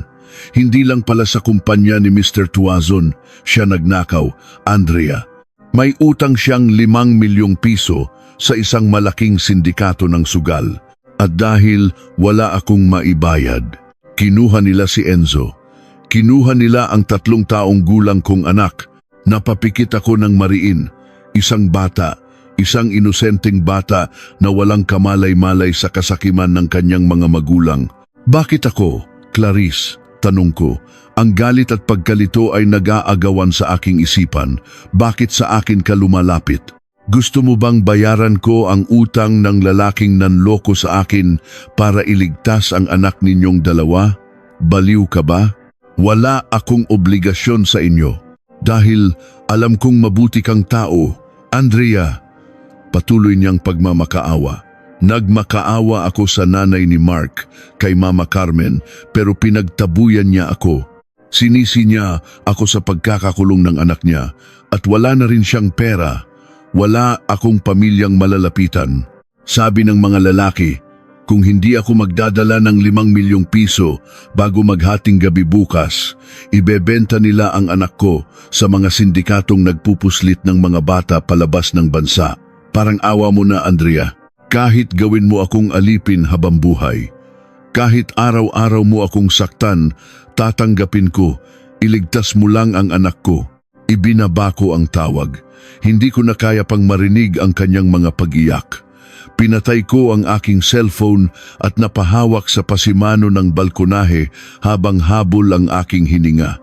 Ang utak ko ay nagkakagulo. Gusto kong sumigaw. Gusto kong isipin na panlilin lang lamang ito. Isang bagong plano ni Clarice at Mark para perahan ako at nakawin ang perang nabawi ko mula sa pagkabenta ng bahay. Ngunit ang boses ng isang inang nawalan ng anak, ang matinding takot, panginginig at pagkabasag sa bawat salita ni Clarice ay tila masyadong totoo para pekein. Bumalik ako sa loob ng bahay. Naabutan ko ang aking ina at ama sa sala. Nang makita nila ang aking namumutlang mukha at ang panginginig ng aking mga kamay, agad silang napatayo. Anong nangyari, anak? Bakit parang nakakita ka ng multo? Nag-aalalang tanong ni Papa Arturo, agad na lumapit upang hawakan ang aking mga balikat. Hindi ko napigilang umiyak. Ang bigat na kanina ko pa pinipigilan ay tuluyan ng sumabog. Ikinuwento ko sa kanila ang buong tawag. Ang bawat salita ay parang lason na niluluwa ko, ngunit kailangan kong sabihin sa kanila. Kailangan ko ang kanilang gabay. Nang matapos ako, isang matinding katahimikan ang bumalot sa sala. Namula ang mukha ng aking ina sa matinding galit. Humakbang siya palapit sa akin at hinawakan ng mahigpit ang aking mga braso. Ang kanyang mga mata ay nagliliyab sa poot at pagkaalerto. Huwag kang maging tanga, Andrea. Matigas at madiin, na sabi ni Mama Rosa. Isang malaking patibong iyan. Ginamit na nila ang kabaitan at pagtitiis mo sa loob ng 1 taon. Ngayong nakabangon ka na at nabawi mo na ang perang ninakaw nila sa iyo, gusto naman nilang nakawin ang natitira mong yaman? Hayaan mo silang magdusa. Karma nila iyan sa lahat ng paninira at panlulokong ginawa nila sa pamilya natin. Pero ma, ang bata ang pinag-uusapan. Basag ang boses kong sagot. Pilit na pinipigilan ang aking mga hikbi. 3 taong gulang si Enzo. Walang kasalanan ng bata sa panloloko ni Mark at sa paninira ni Clarice. At wala ka ring kasalanan sa kanila. Mabilis na sagot ni Mama Rosa. Hindi mo responsibilidad na iligtas ang bunga ng pagtataksil ng asawa mo. Paano kung sindikato nga iyan at ikaw ang pag-initan? Paano kung kunin mo ang bata tapos ikaw naman ang ipapatay nila dahil alam nilang may pera ka? Hindi ako papayag na ilagay mo sa panganib ang buhay mo para sa babaeng sumira sa iyo. Hayaan mong ang mga pulis ang mag-ayos niyan. Tumingin ako kay Papa Arturo. Nakatayo lamang siya sa gilid, malalim ang iniisip, nakatingin sa labas ng bintana kung saan patuloy pa rin ang pagbuhos ng malakas na ulan. Papa, tawag ko, naghahanap ng kakampi. Huminga ng malalim ang aking ama at lumingon sa amin. Ang kanyang mga mata ay puno ng karunungan, pag-iingat at isang tahimik na kalungkutan. Andrea, tama ang mama mo na napakadelikado ng sitwasyong ito. Hindi tayo mga pulis at lalong hindi tayo bangko para magbayad ng utang sa sugal ng isang kriminal. Maraming pwedeng mangyari. Tumigil siya at tumingin ng diretsyo sa aking mga mata. Ngunit bilang isang ama, hindi ko kayang isipin ang takot ng isang inosenteng bata na nasa kamay ng mga halang ang kaluluwa sa ganitong kalamig na gabi. Andrea, tatanungin kita, Kung pababayaan natin ang bata at bukas ay mabalitaan mong may nangyaring masama sa kanya, maihaharap mo ba ang sarili mo sa salamin araw-araw ng walang pagsisisi? Ang mga salitang iyon ay tumarak sa aking puso. Iyon ang eksaktong nararamdaman ko. Kinamumuhian ko si Mark, kinamumuhian ko si Clarice nang higit pa sa kahit sinong tao sa mundo. Ngunit hindi ko kayang kamuhian ang isang batang walang laban. Kung tatalikuran ko ang batang ito ngayon, ano ang ipinagkaiba ko kay Mama Carmen na walang pusong nagtaboy sa akin sa gitna ng ulan? Hindi ako nakatulog ng gabing iyon. Dala ang aking cellphone, binuksan ko ang aking bank application. Nakita ko ang balanse, 20 milyong piso. Ang perang nagmula sa ibinentang sakahan ng aking mga magulang. Kaya kong ibigay ang 5 milyon. Napakadali para sa akin na i-transfer ang pera. Ngunit paano ako nakakasiguro na totoo ang lahat? Kinabukasan, buo na ang aking desisyon. Hindi ko ibibigay ang pera ng basta-basta, ngunit kailangan kong makita si Clarice upang malaman ang katotohanan. Sinabihan ko ang aking mga magulang. Hindi pumayag si Mama Rosa noong una, ngunit napapayag din siya ng mangako si Papa Arturo na siya mismo ang sasama sa akin kasama ang 2 matatalik niyang kaibigan na mga retiradong pulis. Nag-set ako ng pagkikita. Sa isang mataong diner sa sentro ng syudad, eksaktong 3:00 ng hapon. Umuulan pa rin ng malakas. Tila nakikiramay ang langit sa bigat ng araw na ito. Dumating ako ng maaga. Nakaupo ako sa isang table malapit sa bintana habang si Papa at ang kanyang 2 kaibigan ay nakaupo sa kabilang banda ng diner, tahimik na nagkakape, ngunit matalim ang mga matang nakabantay sa paligid. 3:30 nang bumukas ang pinto ng diner. Pumasok si Clarice. Nang makita ko siya, halos hindi ko siya makilala. Ang maganda at nakangiting babae sa mga litrato na laging nakaayos ang buhok at may mamahaling damit ay tuluyan nang naglaho. Ang babaeng naglalakad ngayon palapit sa aking mesa ay mukhang isang kalunos-lunos na pulubi. May malaking pasa siya sa kanang pisngi, putok ang ibabang labi, at ang kanyang mga mata ay mugto at maitim ang paligid dahil sa kawalan ng tulog. Basang-basa siya sa ulan, nanginginig at nakayuko. Umupo siya sa kaharap kong silya. Hindi siya makatingin ng diretso sa akin. "Andrea, salamat. Salamat at pumayag kang makipagkita," humihikbing sabi niya. Pinupunasan ang kanyang mukha gamit ang kanyang nanginginig na mga kamay. "Diretsuhin mo ako, Clarice." Malamig kong panimula. Hindi ko hinayaang makita niya ang anumang emosyon sa aking mukha. Ipinatong ko ang aking mga kamay sa ibabaw ng mesa. "Nasaan ang bata? Paano mo na sigurong buhay pa siya? At bakit hindi ka nalang dumiretso sa mga pulis?" Hawak nila ang mga pulis sa lugar namin, Andrea. Sindikato sila. Sinabihan nila ako na kapag may nakita silang kahit isang unipormado, papatayin nila agad si Enzo. Sagot niya, sunod-sunod ang pagtulo ng luha. Inilabas niya mula sa kanyang bulsa ang isang luma at basag na burner phone. Nanginginig ang kanyang mga daliri habang pinipindot iyon at iniharap sa akin. Ipinadala nila ito kaninang umaga. "Panuurin mo." "Parang awa mo na. Panuurin mo." Kinuha ko ang cellphone. Isang video ang nagplay. Sa loob ng isang madilim at maruming bodega, nakaupo sa malamig na semento ang maliit na si Enzo. Nakatali ang kanyang maliliit na kamay sa isang kalawangin na tubo. Umiiyak siya ng buong lakas, paulit-ulit na tinatawag ang kanyang ina. "Mama, Mama, uwi na tayo. Mama, natatakot ako." Ang boses ng bata ay paos na, tila ba magdamag siyang umiyak at sumigaw. Naramdaman ko ang pagdurog ng aking puso. Gusto kong maiyak sa awa para sa bata.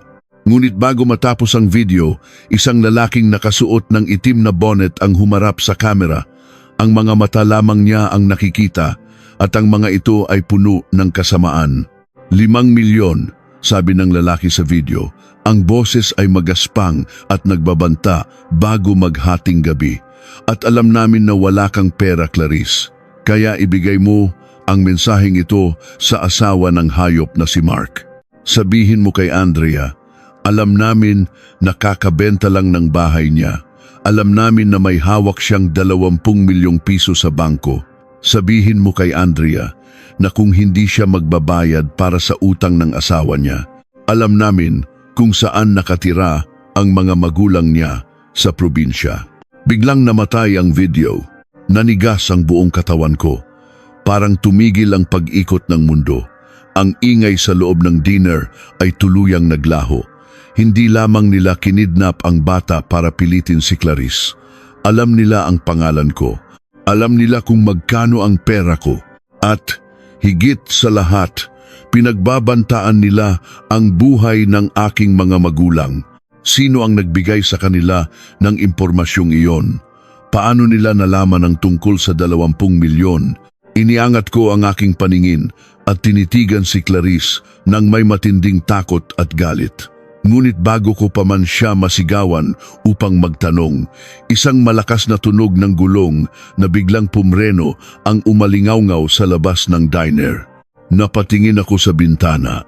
Isang itim na van na walang plaka at may mga heavily tinted na bintana ang huminto sa mismong tapat ng aming inuupuan. Bumukas ang sliding door ng van. 3 lalaking nakasuot ng itim na jacket ang mabilis na bumaba at sa ilalim ng kanilang mga jacket ay malinaw na nakabakat ang hugis ng malalaking baril at ang mga mata nila ay nakatitig ng diretsyo sa akin. Tumigil ang pag-ikot ng mundo. Ang ingay ng mga nag-uusap na tao sa loob ng dinner, ang mahinang musika mula sa lumang jukebox, ang tunog ng mga kubyertos na tumatama sa mga platito, at ang walang tigil na pagbuhos ng ulan sa labas, lahat ay tila naglaho at napalitan ng isang nakakabinging ugong sa aking mga tainga. Ang aking mga mata ay nakapako sa 3 lalaking bumaba mula sa itim na van. Ang kanilang mga hakbang ay mabibigat at puno ng karahasan. Ang tubig ulan ay tumatalsik sa bawat pagtapak ng kanilang malalaking bota sa semento. At ang kanilang mga mata, madilim at walang bakas ng awa, ay nakatitig ng diretsyo sa akin. Hindi kay Clarice, sa akin. Bumukas ang pinto ng diner. Ang maliit na kampanilya sa itaas nito ay tumunog, isang masayang tunog na tila isang malaking kabalintunaan sa panganib na pumasok. Naramdaman ko ang pagtayo ng mga balahibo sa aking batok. Ang malamig na hangin na sumama sa kanila sa loob ay amoy kalawang at sigarilyo. Siya yan, sigaw ng pinakamatangkad na lalaki. Ang boses ay magaspang at bumasag sa katahimikan ng buong lugar. Itinuro niya ang nangingitim at magaspang niyang daliri ng diretsyo sa aking mukha. Siya ang asawa ng hayop na si Mark. Siya ang may hawak ng 20 milyon. Kunin niyo ang babaeng iyan. Bago pa man ako makahinga, bago pa man ako makatayo upang tumakbo palayo, mabilis na humakbang ang 2 lalaki patungo sa aking mesa. Nagsimulang magsigawan ng mga tao sa loob. May mga tumili, may mga nagtago sa ilalim ng mga lamesa at may mga nagkandarapang tumakbo palabas sa likurang pinto. Nanigas ang aking mga binti. Tinitigan ko si Clarice. Inaasahan kong makikita ko ang takot sa kanyang mga mata. Inaasahan kong magugulat siya tulad ko. Ngunit nang magtama ang aming paningin, nakita ko ang pag-iwas niya ng tingin. Unti-unti siyang umatras, papalayo sa akin, papalayo sa gulo na siya mismo ang nagdala sa aking harapan. Isang malakas na kalabog ang yumanig sa sahig. Mabilis na tumayo ang 2 retiradong pulis na kaibigan ng aking ama mula sa kabilang mesa. Itinumba nila ang kanilang inuupuang silya at sa isang kisapmata, sabay nilang inilabas ang kanilang mga baril mula sa ilalim ng kanilang mga jacket. Dapa, pulis ito, walang kikilos ng masama kung ayaw ninyong magkagulo, matapang at umaalingaw-ngaw na sigaw ng isa sa mga kaibigan ni Papa. Ang malamig na bunganga ng kanilang mga baril ay direktang nakatutok sa dibdib ng tatlong lalaking biglang napahinto sa kanilang pag-atake. Agad akong hinila ni Papa Arturo palikod. Itinago ako sa kanyang malapad na likuran. Naramdaman ko ang panginginig ng aking buong katawan habang nakakapit sa kanyang damit, ngunit ang kanyang tindig ay matigas na parang isang pader na hindi matitibag. Ginawa niyang panangga ang kanyang sariling katawan upang matiyak na walang kahit isang bala ang tatama sa akin. Nabigla ang tatlong miyembro ng sindikato. Malinaw na hindi nila inaasahan na may mga armadong bantay ang babaeng akala nila ay madali nilang matatakot at makikidnap. Susubukan sana ng isa na bumunot ng baril mula sa kanyang baywang, ngunit mabilis siyang nadaganan ng isa sa mga pulis. Pilit na idinikit ang mukha ng lalaki sa malamig na sahig habang ipinopusasan ang kanyang mga kamay.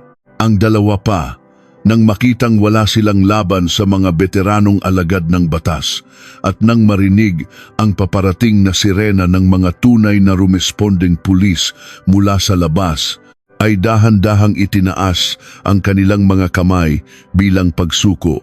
Sa gitna ng kaguluhan, ng mga sigawan, at ng tunog ng radyo ng mga dumating na pulis, nakita ko si Clarice. Gumagapang siya patungo sa pintuan, namumutla at nanginginig ang mga binti, pilit na nagtatangkang tumakas. Ngunit bago pa man siya makalabas sa maulan na hapon, mahigpit na hinawakan ni Papa Arturo ang kanyang braso.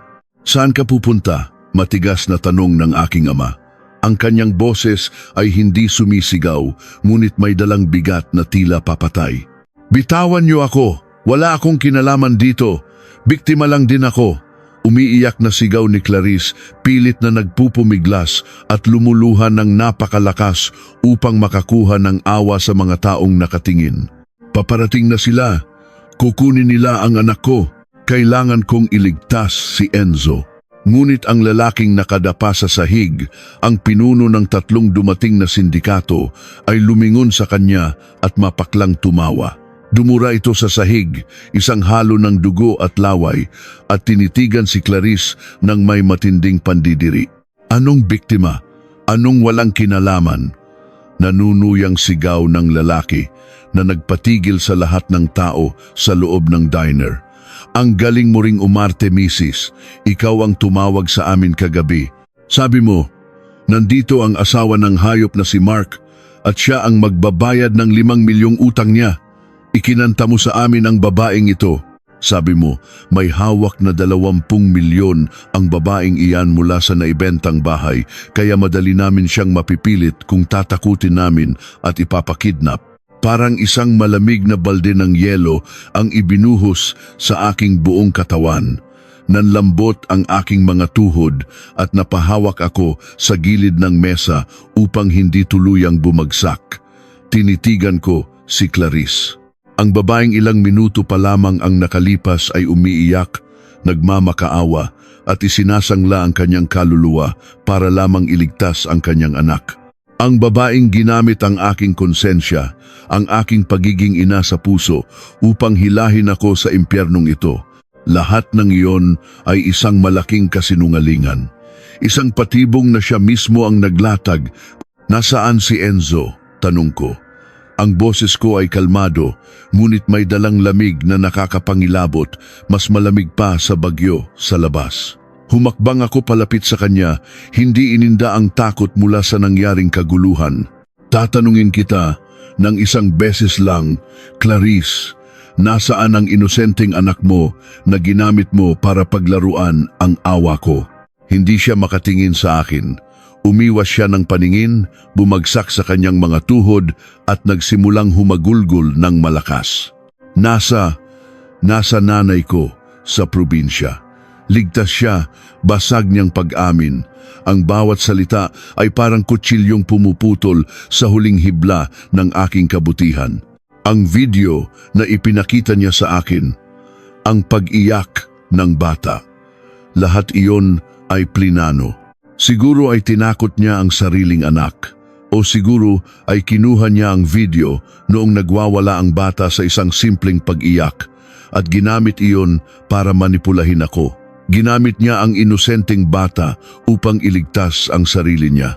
Ipinagpalit niya ang buhay ko, ang kaligtasan ko, at ang pinaghirapan ng aking mga magulang para lamang mabura ang utang ng asawa niya. Wala akong magawa, Andrea, sigaw niya, nakakapit sa aking mga sapatos. Papatayin nila kaming mag-ina. Mas marami kang pera, mayaman ang pamilya mo, kaya mong magbayad. Ano ba naman yung 5 milyon para sa inyo? Nadesperada lang ako. Patawarin mo ako. Tinitigan ko ang kanyang mga kamay na nakakapit sa aking sapatos. Hindi ko na kailangang sumigaw. Hindi ko na kailangang manakit. Ang simpleng pagtingin ko sa kanya bilang isang basura ay sapat na. Dahan-dahan kong inalis ang aking paa mula sa kanyang pagkakakapit. Muntik na, Clarice, mahinang bulong ko. Tinitiyak na siya lamang ang makakarinig. Muntik na naman akong maging biktima ng sarili kong awa. Muntik ko nang ibigay ang pera sa iyo. Ngunit ngayon, napatunayan ko na pareho lang kayo ni Mark. Pareho kayong mga linta na walang ibang alam kundi sumipsip ng buhay ng ibang tao. Tinalikuran ko siya. Dumating ang mga karagdagang sasakyan ng pulis.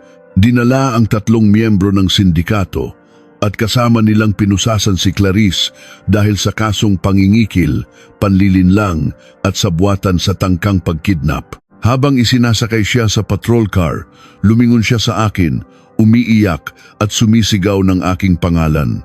Ngunit sa pagkakataong ito, wala na akong naramdamang kahit anong kurot sa aking puso. Wala nang puwang ang awa. Tinalikuran ko ang lugar na iyon at sumakay sa sasakyan ng aking ama. Habang binabagtas namin ang madilim at maulan na kalsada pauwi, nakasandal ako sa bintana ng sasakyan. Ramdam ko ang matinding pagod sa aking mga buto. Ngunit sa kabila ng kaba at takot na muntik nang mangyari, may isang kakaibang kalinawan na bumalot sa aking isipan. Kung hindi ko sinunod ang pag-iingat at talino ng aking mga magulang, kung pumunta ako roon ng mag-isa na dala lamang ang aking bulag na kabutihan, marahil ay isa na lamang akong malamig na bangkay ngayon. Natutunan ko sa pinakamasakit na paraan na ang awa, kapag ibinigay sa maling tao, ay isang lason na papatay sa iyo. Lumipas ang mga araw. Ang tahimik naming buhay sa probinsya ay tila naghilom sa lahat ng sugat na iniwan ng gabi sa diner. Nabalitaan namin na si Clarice ay tuluyan nang nakulong at walang piyansa dahil sa bigat ng kanyang kasabwatang sindikato. Ang anak niyang si Enzo ay nanatili sa probinsya, inaalagaan ng mga lola nito. Si Mark ay nagdurusa sa kulungan, habang si Mama Carmen ay nabubuhay sa kahihiyan at kahirapan. Naisip ko na ito na ang wakas. Natuluyan nang natapos ang unos at maaari ko nang yakapin ang payapang buhay na nararapat sa akin. Ngunit isang gabi, habang malakas muli ang buhos ng ulan, nakarinig ako ng mahina ngunit sunod-sunod na pagkatok sa aming malaking gate na gawa sa bakal. Hindi ito tunog ng sindikato, hindi ito mapilit. Ito ay tunog ng isang taong nanghihina, isang taong tila nag-aagaw buhay. Kumuha ako ng payong at lumabas kasama si Papa Arturo. Dahan-dahan naming binuksan ang gate. Sa labas, nakaluhod sa putikan at basang-basa sa ulan ay isang pamilyar na bulto ng tao. Payat na payat, gulo-gulo ang puting buhok at nanginginig sa matinding lamig. Nang iangat niya ang kanyang mukha na puno ng putik at luha, halos hindi ko siya makilala. Si Mama Carmen. Ang dati nagmamalaking biyenan ko ay nakaluhod ngayon sa labas ng aming gate na parang isang pulubi. Ngunit hindi ang kanyang nakakaawang hitsura ang nagpatigil sa pagtibok ng aking puso, kundi ang duguang papel na mahigpit niyang hawak sa kanyang nanginginig na mga kamay at ang mga salitang lumabas sa kanyang nanginginig na mga labi. Andrea, parang awa mo na, itago niyo ako. Umiiyak na bulong niya, halos hindi na makahinga. Nakatakas si Mark sa kulungan, nabaliw na siya. Andrea, pinatay niya ang isa sa mga gwardiya. At papunta siya rito para patayin tayong lahat. Ang malamig na hanging dala ng bagyo ay tila naging yelo na tumusok sa pinakailalim ng aking mga buto. Nakatayo ako sa harap ng aming malaking gate na gawa sa bakal, hawak ang isang payong na pilit itinataboy ng malakas na hangin. Sa aking paanan, nakaluhod sa makapal na putikan, ay ang babaeng minsan kong tinawag na ina. Ang babaeng nagpalayas sa akin, nangutya sa aking pagkatao, at tumingin sa akin na parang isang basurang walang halaga. Ngunit ngayon, wala na ang kanyang mga mamahaling alahas, wala na ang kanyang eleganteng bestida at ang kanyang mapagmataas na tindig. Ang Mama Carmen na nasa aking harapan ay nakasuot ng isang manipis at punit-punit na damit, basang-basa sa ulan at nanginginig ng buong lakas. Ang kanyang mukha ay puno ng putik, gasgas at mga luhang walang tigil sa pagagos. Nakatakas si Mark. Pinatay niya ang gwardiya. Papunta siya rito. Ang mga salitang iyon ay tila mga punyal na paulit-ulit na itinarak sa aking dibdib. Pinatay. Ang lalaking pinakasalan ko, ang lalaking nakasama ko sa iisang bubong, ay isa na ngayong mamamatay tao? Hinawakan ng mahigpit ni Papa Arturo ang aking braso. Pilit akong ginigising mula sa aking pagkabigla. Agad niyang hinila si Mama Carmen patayo mula sa putikan. Kahit na kinamumuhian namin ang babaeng ito, hindi kayang sikmurain ng aking ama na pabayaan ang isang matanda na mamatay sa labas ng aming bahay sa gitna ng bagyo. Kinaladkad namin siya papasok sa loob ng bahay at mabilis na isinara at kinandado ang malaking gate. Pagpasok namin sa sala, bumagsak si Mama Carmen sa sahig. Nanginginig siya, yakap-yakap ang kanyang sarili, habang ang tubig mula sa kanyang mga damit ay bumabakat sa aming malinis na alpombra. Agad na kumuha si Mama Rosa ng isang makapal na tuwalya at inihagis ito kay Mama Carmen, hindi dahil sa awa, kundi dahil kailangan namin siyang makausap ng matino. Anong ibig mong sabihin na nakatakas siya? Matigas at nagbabantang tanong ng aking ina. Nakatayo sa harap ng nanginginig kong biyenan. Paano makakatakas ang isang presong may patong-patong na kaso?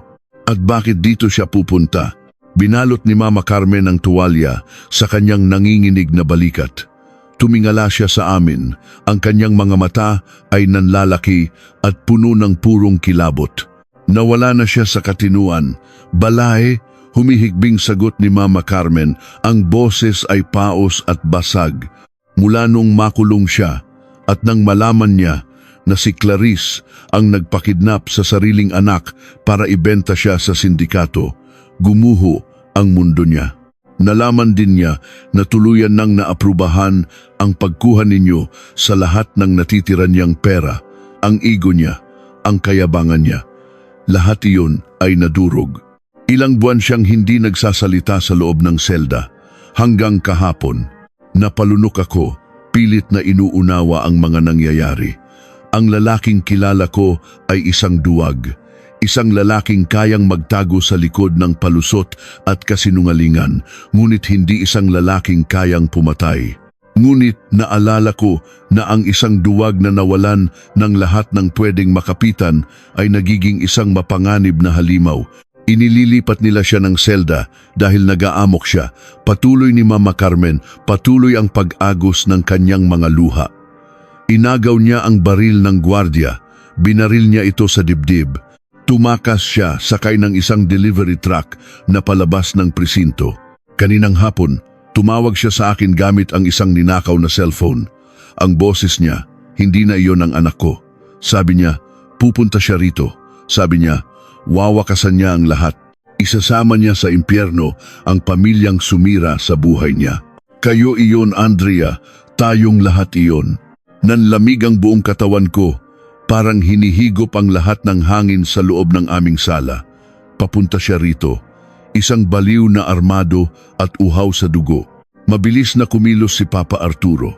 Kinuha niya ang kanyang cellphone at agad na tinawagan ang kanyang mga kaibigang pulis. Ngunit habang nag-uusap sila, nakita ko ang pagbagsak ng balikat ng aking ama. Ang matapang na mukha ni Papa ay napalitan ng matinding pag-aalala. Baha sa main highway, hindi makapasok ang mga mobile ng pulis. Balita ni Papa, ang boses ay mabigat. Gumagawa sila ng paraan para makaikot sa kabilang bayan, pero aabutin sila ng mahigit 1 oras bago makarating dito. Tayo lang ang magpoprotekta sa sarili natin ngayon. Walang inaksayang panahon ang aking ama. Pumasok siya sa kanyang kwarto at paglabas niya ay may bitbit na siyang isang lumang hunting rifle, ang baril na ginagamit niya noong araw sa pamamaril ng mga baboy ramo sa aming sakahan. Kumuha rin siya ng ilang bala mula sa kanyang aparador. Isara niyo ang lahat ng bintana, ilak ang lahat ng pinto, patayin niyo ang lahat ng ilaw sa bahay, sunod-sunod na utos ni Papa Arturo. Ang kanyang boses ay kalmado ngunit may dalang autoridad na hindi maaaring suwayin. Kung papasok ang diablong iyon sa pamamahay ko, sisiguraduhin kong hindi na siya makakalabas ng buhay. Pinatay namin ang mga ilaw. Ang tanging liwanag na nagbibigay kulay sa aming sala ay ang manakanakang kidlat na tumatagos sa mga kurtina. Nakaupo kami sa sahig, nakasandal sa malamig na pader malapit sa hagdan. Si Papa Arturo ay nakapwesto sa madilim na pasilyo, nakatutok ang baril sa pangunahing pinto ng bahay. Si Mama Rosa ay mahigpit na nakahawak sa aking kamay. Isang tahimik na panalangin ang patuloy na binubulong ng kanyang nanginginig na mga labi. At sa tabi namin ay si Mama Carmen. Sa gitna ng nakakabinging katahimikan at dilim, narinig ko ang mahinang paghikbi ng aking biyenan. Hindi na ito ang pag-iyak ng isang taong naghahanap ng atensyon. Ito ay pag-iyak ng isang taong tuluyan ng pinagsisihan ang kanyang buong buhay. Kasalanan ko ang lahat ng ito. Pabulong na sabi ni Mama Carmen, ang kanyang boses ay tila isang multo na naghahanap ng kapatawaran sa gitna ng gabi. Lumingon siya sa akin kahit hindi ko gaanong maaninag ang kanyang mukha sa dilim. Ramdam ko ang bigat ng kanyang tingin. Pinalaki ko siya na iniisip niyang hawak niya ang mundo. Kinonsinti ko ang lahat ng pagkakamali niya simula pa noong bata siya. Tinuruan ko siyang maging mapagmataas, na tingalain ang pera at maliitin ang mga taong nasa ibaba. Noong dinala ka niya sa bahay, nakita ko sa iyo ang isang babaeng malinis ang puso at kinamuhian kita dahil doon. Kinamuhian kita dahil ipinaalala mo sa akin kung gaano kadumi ang kaluluwa ng pamilya namin. Hinawakan niya ang dulo ng aking damit, nanginginig. Patawarin mo ako, Andrea. Kung hindi dahil sa kayabangan ko, baka naging maayos ang buhay ninyo, baka hindi naging halimaw ang anak ko. Ngayong gabi, baka mamatay tayong lahat dahil sa mga kasalanan ko. Tinitigan ko siya sa dilim. Ang babaeng naging ugat ng aking pinakamatinding pagdurusa ay nagmamakaawa ngayon sa aking harapan, umaamin sa kanyang mga kasalanan bago man lang siguro kami tuluyang lisanin ng aming mga hininga. Hindi magpapabago sa sitwasyon natin ang paghingi mo ng tawad, malamig kong sagot. Ngunit ang pait at galit sa aking puso ay unti-unting napapalitan ng isang malalim na kalungkutan para sa pagkabigo ng isang ina. Pero hindi ko hahayaang mamatay ang pamilya ko dahil sa mga kamalian ninyo. Kung gusto mong bumawi, manahimik ka at magdasal na hindi siya makapasok. 1 oras. Isang napakahaba, nakakapangilabot na oras ang lumipas. Ang tunog ng ulan na humahampas sa bubong ay tila mga kalabog na nagpapabilis sa tibok ng aking puso. Bawat anino sa labas ng bintana, bawat kaluskos ng hangin ay nagdadala ng matinding kaba. Nasaan na ang mga pulis? Bakit ang tagal nila? At pagkatapos, nangyari ang pinakakinatatakutan namin. Bumagsak ang isang malakas na kulog at kasabay nito, tuluyang namatay ang main breaker sa labas ng aming bahay. Ang natitirang mga ilaw sa kalsada na nagbibigay ng kaunting liwanag sa aming mga bintana ay biglang naglaho. Binalot kami ng purong kadiliman. Pinutol niya ang kuryente. Naramdaman ko ang paghigpit ng hawak ng aking ina sa aking braso. Si Papa Arturo ay tumayo ng tuwid, kinasa ang kanyang baril. Ang tunog ng bakal na nagkikiskisan ay umalingaw-ngaw sa tahimik na sala. Kriraak ka! Isang malakas na tunog ng basag na salamin ang nagmula sa direksyon ng aming kusina sa likurang bahay. May bumasag sa bintana. May pumasok. Pinigilan ko ang aking paghinga. Narinig ko ang mabigat, dahan-dahan at basang mga yabag na tumutuntong sa aming sahig na gawa sa kahoy. Plak, plak, plak. Bawat hakbang ay may kasamang pagtulo ng tubig. Papalapit ito sa sala. Papalapit sa kung saan kami nakatago. Andrea, isang malamig na kilabot ang gumapang mula sa aking mga paa paakyat sa aking batok. Ang boses na iyon, pamilyar, ngunit lubos na nagbago. Hindi na ito ang boses ng lalaking palaging nagpapalusot. Ito ay boses na puno ng baliw na galit, madilim at walang kaluluwa. Andrea, asawa ko, nasaan ka? Tawag ni Mark mula sa kadiliman, sinusundan ng isang mapakla at baliw na pagtawa. Inayos ko na ang lahat, mahal ko. Niligpit ko na ang mga taong humahadlang sa atin. Tayo na lang dalawa. Susunduin na kita. Nakita ko ang anino ni Papa Arturo na dahan-dahang humakbang pasulong. Inilalagay ang kanyang sarili sa pagitan namin at ng madilim na pasilyo kung saan nagmumula ang boses. Nakatutok ang kanyang baril sa kawalan. Huwag kang lalapit, Mark. Babala ng aking ama. Ang boses ay matapang at umalingaw-ngaw sa buong bahay. Isang hakbang pa at pasasabugin ko ang ulo mo. Tumigil ang mga yabag. Isang nakakabinging katahimikan ang sumunod na tila ba sinusubukan ng halimaw na tantyahin ang kanyang kalaban. Walang gumagalaw, walang humihinga. Biglang may umilaw na maliit na flashlight mula sa kabilang dulo ng sala, itinatapat ng diretsyo sa mukha ng aking ama. Binubulag siya sa sandaling iyon. Paalam, Papa. Bang! Isang napakalakas na putok ng baril ang yumanig sa buong bahay. Isang maliwanag na apoy ang sumiklab sa dilim sa isang kisap mata. Narinig ko ang isang malakas na pagbagsak ng katawan sa sahig at ang isang nakakabinging tili na pumunit sa aking kaluluwa. Isang nakakabinging ugong ang pumuno sa aking mga tainga. Ang amoy ng asupre at nasunog na pulbura ay mabilis na humalo sa malamig at basang hangin sa loob ng aming sala. Sa isang kisap mata, ang maliwanag na apoy mula sa dulo ng baril ay nag-iwan ng panandaliang liwanag na nagpakita sa madilim na mukha ng halimaw na pumasok sa aming pamamahay. At pagkatapos, isang malakas na pagbagsak ng katawan sa kahoy na sahig. Ang tili na pumunit sa aking kaluluwa ay hindi nagmula sa akin at lalong hindi nagmula sa aking ina. Nagmula ito kay Mama Carmen. Isang matinis, basag at punong-puno ng pigating sigaw ng isang inang nakita ang pagbagsak ng kanyang sariling dugo at laman. Nanginginig ang buong katawan ko. Nakahawak pa rin ng mahigpit si Mama Rosa sa aking braso, pilit akong itinatago sa dilim. Dahan-dahan, sa gitna ng usok at amoy ng dugo, narinig ko ang mabigat na pag-ungol ng lalaking nakadapa sa sahig. Hindi namatay si Papa Arturo. Ang baril na umalingaw-ngaw ay ang lumang hunting rifle ng aking ama. Sa sandaling itinapat ni Mark ang flashlight upang bulagin si Papa, hindi nag-atubili ang aking ama. Sanay siya sa dilim. Sanay siyang protektahan ang kanyang pamilya. Binaril niya si Mark hindi sa ulo, kundi sa kanang balikat. Sapat upang mabitawan nito ang ninakaw na baril ng gwardya at bumagsak sa sahig na wala ng kakayahang manakit pa. Mark, anak ko, hagulgol ni Mama Carmen, pilit na gumagapang patungo sa dugo ang bulto sa gitna ng sala. Huwag kang lalapit sa kanya, Carmen.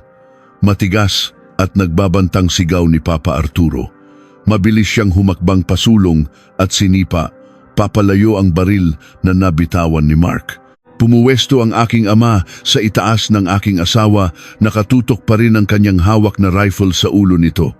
Isang maling galaw, Mark, at tatapusin ko na ang buhay mo. Subukan mong bumangon, ngunit hindi na kayang bumangon ni Mark. Nakahiga siya sa sarili niyang dugo, umiiyak at sumisigaw sa matinding sakit.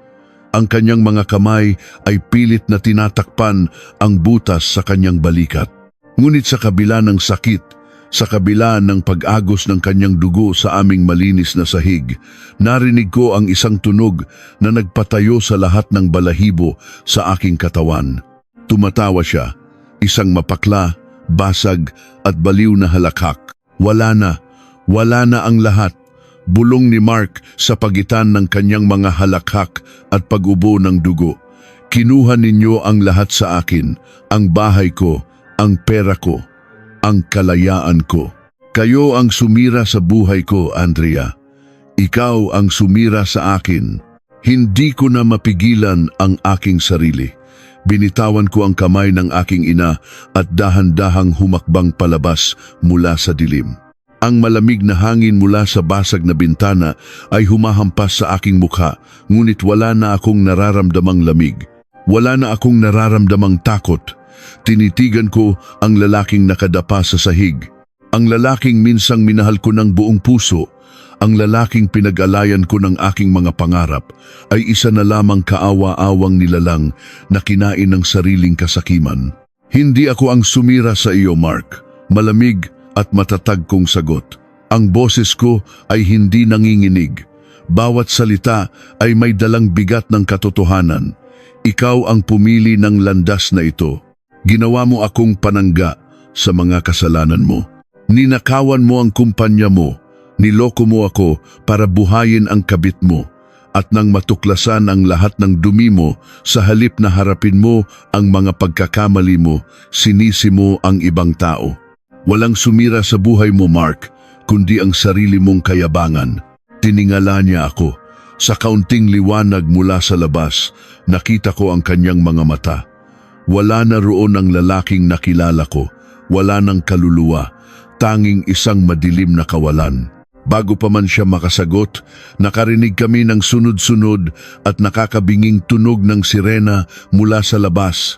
Pula at asul na mga ilaw ang mabilis na tumanglaw sa aming mga bintana, pumuputol sa kadiliman ng gabi.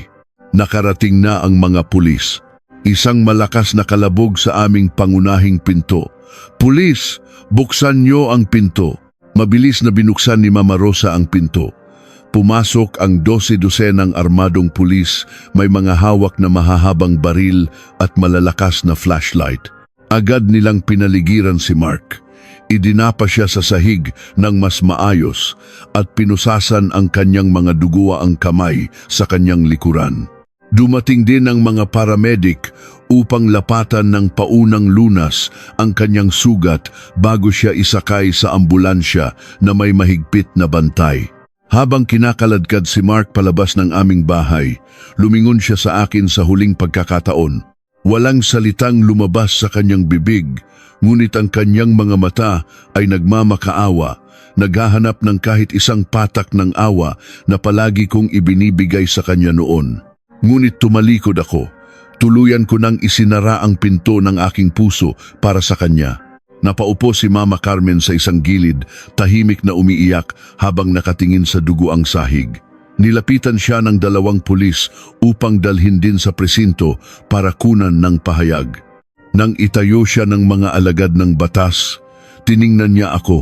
Ang kanyang mga mata ay puno ng matinding pagsisisi, isang pagkaunawa na ang kanyang kayabangan ang naging mitsa ng pagkasira ng kanyang kaisa-isang anak. Ibinuka niya ang kanyang mga labi. Walang tunog na lumabas, ngunit malinaw kong nabasa ang salitang kanyang sinambit. "Patawad." Hindi ko siya sinagot. Tiningnan ko lamang siya habang inilalabas siya ng aming bahay patungo sa malamig na ulan. May mga kasalanan na hindi kayang burahin ng isang simpleng paghingi ng tawad, lalo na kung ang tawad ay hinihingi lamang dahil wala na silang ibang matakbuhan. Pagsapit ng umaga, tuluyan nang humupa ang bagyo. Ang ginintuang sinag ng araw ay dahan-dahang sumilip mula sa mga ulap, tumatagos sa mga basag na bintana ng aming bahay, magulo ang sala. May mga bahid ng dugo, putik at mga basag na salamin sa sahig. Ngunit sa kabila ng matinding kaguluhan, nang sumandal ako sa balikat ng aking ama habang umiinom kami ng mainit na kape, naramdaman ko ang isang malalim at hindi maipaliwanag na kapayapaan. Nakaraos na kami. Ang mahabang gabi ng bangungot ay tuluyan ng nagwakas. Lumipas ang isang buong taon. Ang mga sugat na iniwan ng nakaraan ay unti-unti nang naghilom. Hindi ito naging madali. May mga gabing nagigising ako na naliligo sa sarili kong pawis. Naririnig ang tunog ng basag na pinggan at ang putok ng baril. Ngunit sa bawat umagang dumarating, pinipili kong bumangon. Pinipili kong mahalin ang sarili ko. Bumalik ako sa pagtatrabaho at nagtayo ng isang maliit na negosyo gamit ang natitirang pera mula sa nabawing yaman. Ang aming bahay sa probinsya ay muling naipaayos, mas matibay at mas maaliwalas kaysa noon. Ang mga magulang ko ay nananatiling malakas. Ang kanilang mga ngiti ay hindi na nababahiran ng pag-aalala para sa akin. Si Mark ay hinatulan ng panghabambuhay na pagkakakulong dahil sa patong-patong na kasong estafa, pagnanakaw at pagpatay sa gwardiya. Walang piyansa, walang kalayaan. Doon na niya bubunuin ng natitirang mga araw ng kanyang buhay sa loob ng isang malamig at madilim na selda. Si Clarice ay nakulong din ng 10 taon dahil sa pakikipagsabwatan sa sindikato. Ang kanyang anak na si Enzo ay napunta sa pangangalaga ng Department of Social Welfare and Development bago tuluyang ibinigay sa kanyang mga kamag-anak sa malayong probinsya. At si Mama Carmen? Nabalitaan ko na matapos ang gabing iyon, tuluyan na siyang nawalan ng katinuan. Naninirahan siya ngayon sa isang murang pasilidad para sa mga matatanda, walang dumadalaw, walang kumakausap, mag-isang kinakaharap ang mga multo ng kanyang nakaraan at ang bunga ng kanyang sariling kayabangan. Nakatayo ako ngayon sa aming malawak na hardin, pinagmamasdan ang paglubog ng araw. Ang kalangitan ay kulay kahel at rosas, isang napakagandang tanawin na nagpapapaalala sa akin na pagkatapos ng pinakamalakas na bagyo, laging may nakatagong ganda ang bukas. Marami akong natutunan sa madilim na kabanata ng aking buhay. Natutunan ko na ang pamilya ay hindi lamang nasusukat sa dugo o sa papel ng kasal. Ang tunay na pamilya ay ang mga taong pipiliing protektahan ka kahit na nakataya ang kanilang sariling buhay. Natutunan ko na ang awa kapag ibinigay sa mga taong walang konsensya ay isang lason na unti-unting papatay sa iyong pagkatao. Ngunit ang pinakamahalagang aral na aking babaunin habang buhay ay ito: ang pagtitiis ay may hangganan. Hindi isang kabutihan ang hayaang tapakan at durugin ng ibang tao ang iyong dignidad para lamang mapanatili ang isang pekeng pamilya. Walang sinuman ang may karapatang gawin kang basahan. Minsan, ang pinakamatapang na desisyon na maaari mong gawin ay ang tumayo, lumakad palayo at huwag nang lumingon pa. Ang pagbawi sa iyong sarili ay hindi isang pagiging makasarili, ito ay isang uri ng pagliligtas. Huminga ako ng malalim, nilalasap ang sariwang hangin ng probinsya. Malaya na ako, buo na ulit ako. At sa pagkakataong ito, hindi ko na kailanman hahayaang may ibang tao na humawak ng panulat para sa kwento ng aking buhay. Ngunit bago ko tuluyang isara ang aklat ng aking nakaraan, may isang katanungan na patuloy na naglalaro sa aking isipan, isang katanungang marahil ay kayo lamang ang makakasagot. Kung ikaw ang nasa kalagayan ko, paano mo bubuuin muli ang iyong sarili matapos mawasak ng mga taong pinagkatiwalaan mo ng lubos?